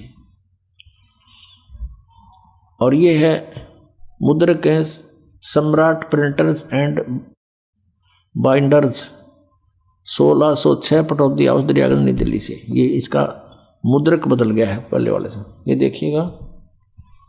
ये है ऋग्वेद मंडल नंबर 1 और सूक्त 31, इसका मंत्र नंबर 17 है। ये 17, इसमें क्या लिखा है कि मनुष्यवत अग्नि।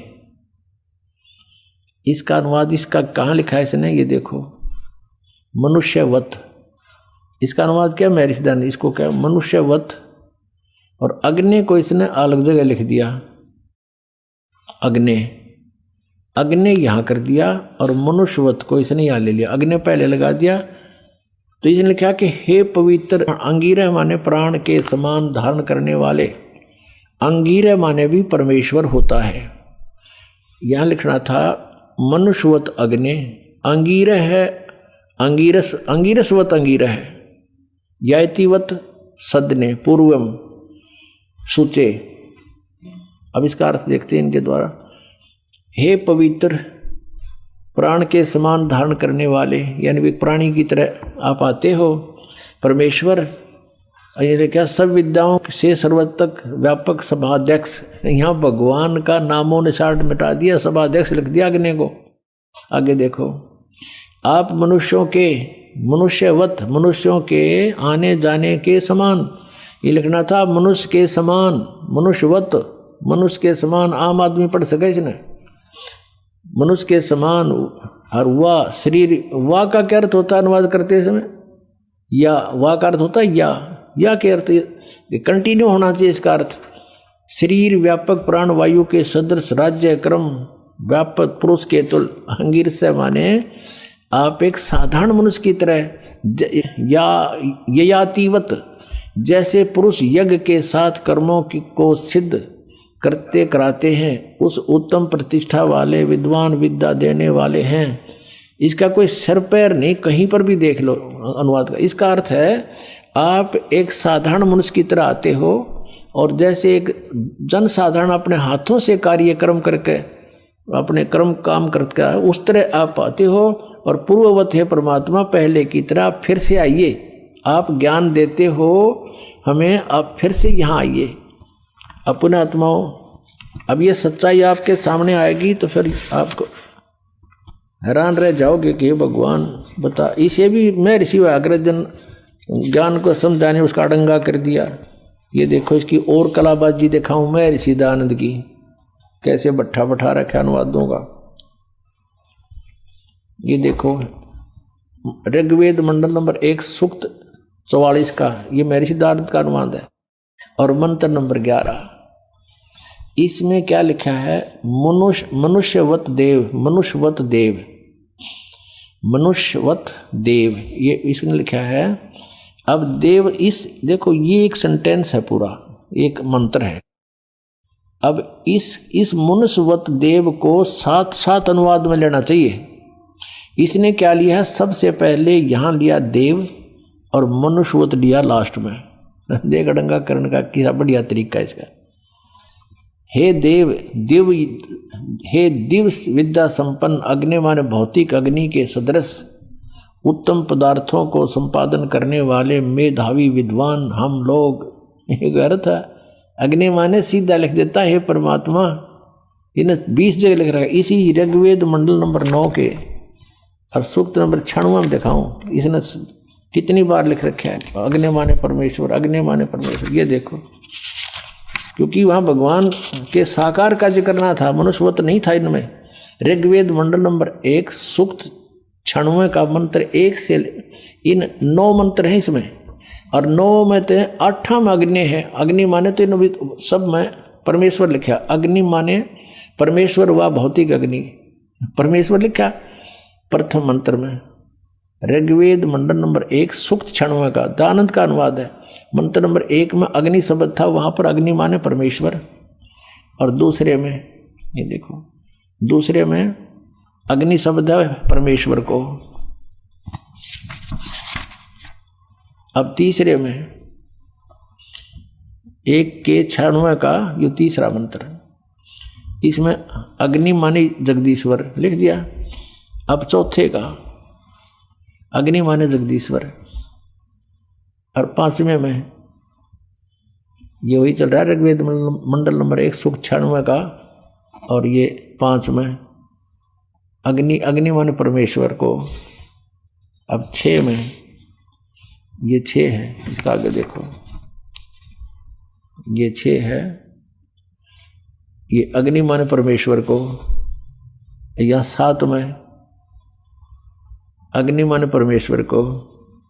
8 में अग्नि शब्द नहीं है। 9 में फिर देखो, 9 में ये वही है, कहते ने सोचा और कितने दिखा दिया है। ये जो 96 तो यहाँ 97 शुरू हो गया यहाँ से, इसलिए इस पृष्ठ पर 96 लिख दिया। नहीं, यह 96 है, 1 के 96 का लगातार हम अब 9वां मंत्र देख रहे। अग्नि माने अग्नि, अग्नि माने परमेश्वर, समस्त मंगल प्रकट करने वाले परमेश्वर, अग्नि माने परमेश्वर। अब यहाँ इसका बिजली गिर गई, अग्नि माने परमेश्वर लिख दिया तो साकार सिद्ध हो गया, मनुष्य जैसा लिखे रखा है। ऋग्वेद मंडल नंबर 1 सूक्त 44 पे, 44 के मंत्र नंबर 11 में ये लिख रहा है मनुष्यवत देव, देव माने परमेश्वर लिखना था। हे परमेश्वर आप मनुष्यवत, मनुष्य जैसे हो, मनुष्य के समान हो, ये लिखना था। अब ये इसने यहाँ लिखा देव, इसका जो टांग पाट दी, यहाँ से वहाँ ले गया और इसको यहाँ ले आया। कोई बात हुई? जब एक कोई दोहा है, श्लोक है, उसके इसी सेंटेंस का इसी से में अनुवाद होगा। यहाँ का यहाँ नहीं हो सकता, यहाँ बीच यहाँ का नहीं हो सकता, इसको वहाँ इसको यहाँ नहीं हो सकता। ये बिल्कुल अज्ञान किया है। ये मनुष्यवत तो यहाँ लिख दिया, हे सभापति लिख दिया, मेधावी, हाँ, ये भौतिक अग्नि लिख दिया, अग्नि का के भौतिक अग्नि के सदृश यहाँ लिखना था। हे परमेश्वर, ये मनुष्यवत ये यहाँ लिखना था यज्ञ के। तो आप धार्मिक अनुष्ठानों का ज्ञान देने के लिए, साधन बताने के लिए परमात्मा आप परमेश्वर आते हो, और गुरु रूप में आते हो, होता रूप में, ऋत्वजम रूप में, ऋत्वज बन के आते हो, और आप मनुष्यवत हैं, मनुष्य के सदृश हो। आपकी बुद्धि इसका कोई, आप ही सबकी बुद्धि को प्रेरित करते हो। ये देखो, और ये लिख दिया मनुष्यवत, और यह मनुष्यवत यहाँ ले लिया, और इस देव को यहाँ ठोक्या, ये अनुवाद होया। अरे तेरा गजब भैया, और मैं ऋषि कवावे। इसे ऐसे बहुत प्रमाण है, लेकिन कहते हैं समझदार को संकेत ही बहुत होता है। इनके लिए परमात्मा ने कहा कि मोती मुक्ता दर्शत नाही, ये जग है सब अंदरे, दिक्कत के तो नैन चश्म, इनका फेरा मोतिया बंदरे। इनका मोतिया बंद हो रहा था। ये महाज्ञानी थे और इनको जनता समझे थी बड़े विद्वान है। आज से 600 वर्ष पहले परमात्मा ये तत्व ज्ञान बताया करते थे। ऐसे ही अज्ञानी लोगों ने, ऋषि महर्षि मंडलेश्वरों ने, इन नकलियों ने परमात्मा के इस ज्ञान को हम तक नहीं आने दिया, केवल ये कहकर कि कबीर जो है, ये परमेश्वर कबीर जी के बारे में कहते थे कि कबीर तो अशिक्षित है, ये क्या जाने वेदों और पुराणों और गीता के बारे में, ये झूठ बोलता है, ये कहता है ब्रह्मा विष्णु महेश नासवान है, इनके जन्म मृत्यु होती है, तो ये झूठा है जुलाहा, इसकी बात मत सुनना। और वेदों में परमात्मा बताते थे, कबीर साहब कहते, कबीर वेद मेरा भेद है, ये चारों वेद मेरा गुणगान करते हैं। लेकिन उस समय भगवान की वाणी का हमें भरोसा हुआ नहीं, क्योंकि हम उन अज्ञानियों को मैं ऋषि मानने थे। अब इन मैं ऋषियों की जो ना वो नकली, अब इनकी ऊपर का कवर उतार के दिखा दिया, जैसे किसी गधे के ऊपर शेर की खाल डाल रखी थी कुमार ने, और शेर की खाल ऊपर डालकर उसने रात ने छोड़ दिया खेतों में, वो आसपास के चनों को, गेहूं को, खेती को खावे, और रखवाले ऑर्डर के भाग जा, शेर आ गया, शेर आ गया। एक कुमार को पता चला इस कहानी का कि इस जंगल में शेर आवे रात ने और फसल खा जाता है। तो उसको कुमार शाना था, उसने सोचा शेर खेती नहीं खाता या कोई और बात पाओगी। तो उसने सोचा कोई कुमार ने गलती गड़बड़ कर रखी है, अपना खोता बढ़िया मजबूत ताकतवर बनाने के लिए खवावा खेती ने। तो उसने गाँव वालों से कहा, भाई तुम डरो ना, आ जाओ मेरे साथ, ले चलते हैं, पहचान तो करा उसकी शेर है कि। तो उसने अपने 2-4 गधे ले जाकर उस जंगल के दूसरी साइड छोड़ दिए, और फिर वो शेर आया न, दूर तो दिखा वो शेर, वो आ गया, वो लग गया खेती वो फसल खाने। रखवाले तो चढ़ गए वृक्षों पर। वो कुमार बोला तुम वृक्षों पर चढ़ जाते हैं, वो सब वृक्षों पर चढ़ गए। थोड़ी देर में वो गधे जो कुमार के थे 5-4, वो लग गया अपने राग रमण बोलने, हो। उधर से वो शेर भी लग गया, हो उड़े आ दिया अंदर। तो जब पता चला, कहते हैं शेर कार गधे का बोली तो मेरा पट्या करे ऊपर के कवर तो थोड़ा है। तो ये ऋषि थे या अविद्वान थे, इनकी ज्ञान तो पता लगा। अब शेर तो पहले से दाड़ रहा था कबीर परमेश्वर, और ये जिनको हम शेर मान रहे थे, ये तो गधे के ऊपर शेर की खाल डाल रखी थी। परमात्मा कहते हैं खरना हुआ केहरी कब हो, सिंह की खाल उड़ाएं। शेर की खाल उड़ाने तो गधा शेर नहीं बन सकता। एक केवल ऊपर के कौर को बदल लिया, मैं ऋषि बन कर बैठ गए, संत बन गए, मंडलेश्वर तिलक ला लिए। इन तो संत नहीं बनते, संत ज्ञान से बनता है। और वो कबीर परमेश्वर थे, पूर्ण ब्रह्म है, सर्वशक्तिमान, सर्व ब्रह्मांडों के रचनहार। ये वही परमात्मा है। हम सुल्तानी नानक तारे दादू को उपदेश दिया, जात जुलाहा भेद नहीं पाया। वो काशी माए कबीर हुआ, वो धानक रूप रहा करतार। बोलो सतगुरुदेव जय हो। आइए अब हम उन श्रद्धालुओं के अनुभव जानते हैं जो जगत गुरु तत्वदर्शी संत रामपाल जी महाराज जी से दीक्षा प्राप्त कर चुके हैं तथा उनके द्वारा बताए गए भक्ति मार्ग पर चल रहे हैं।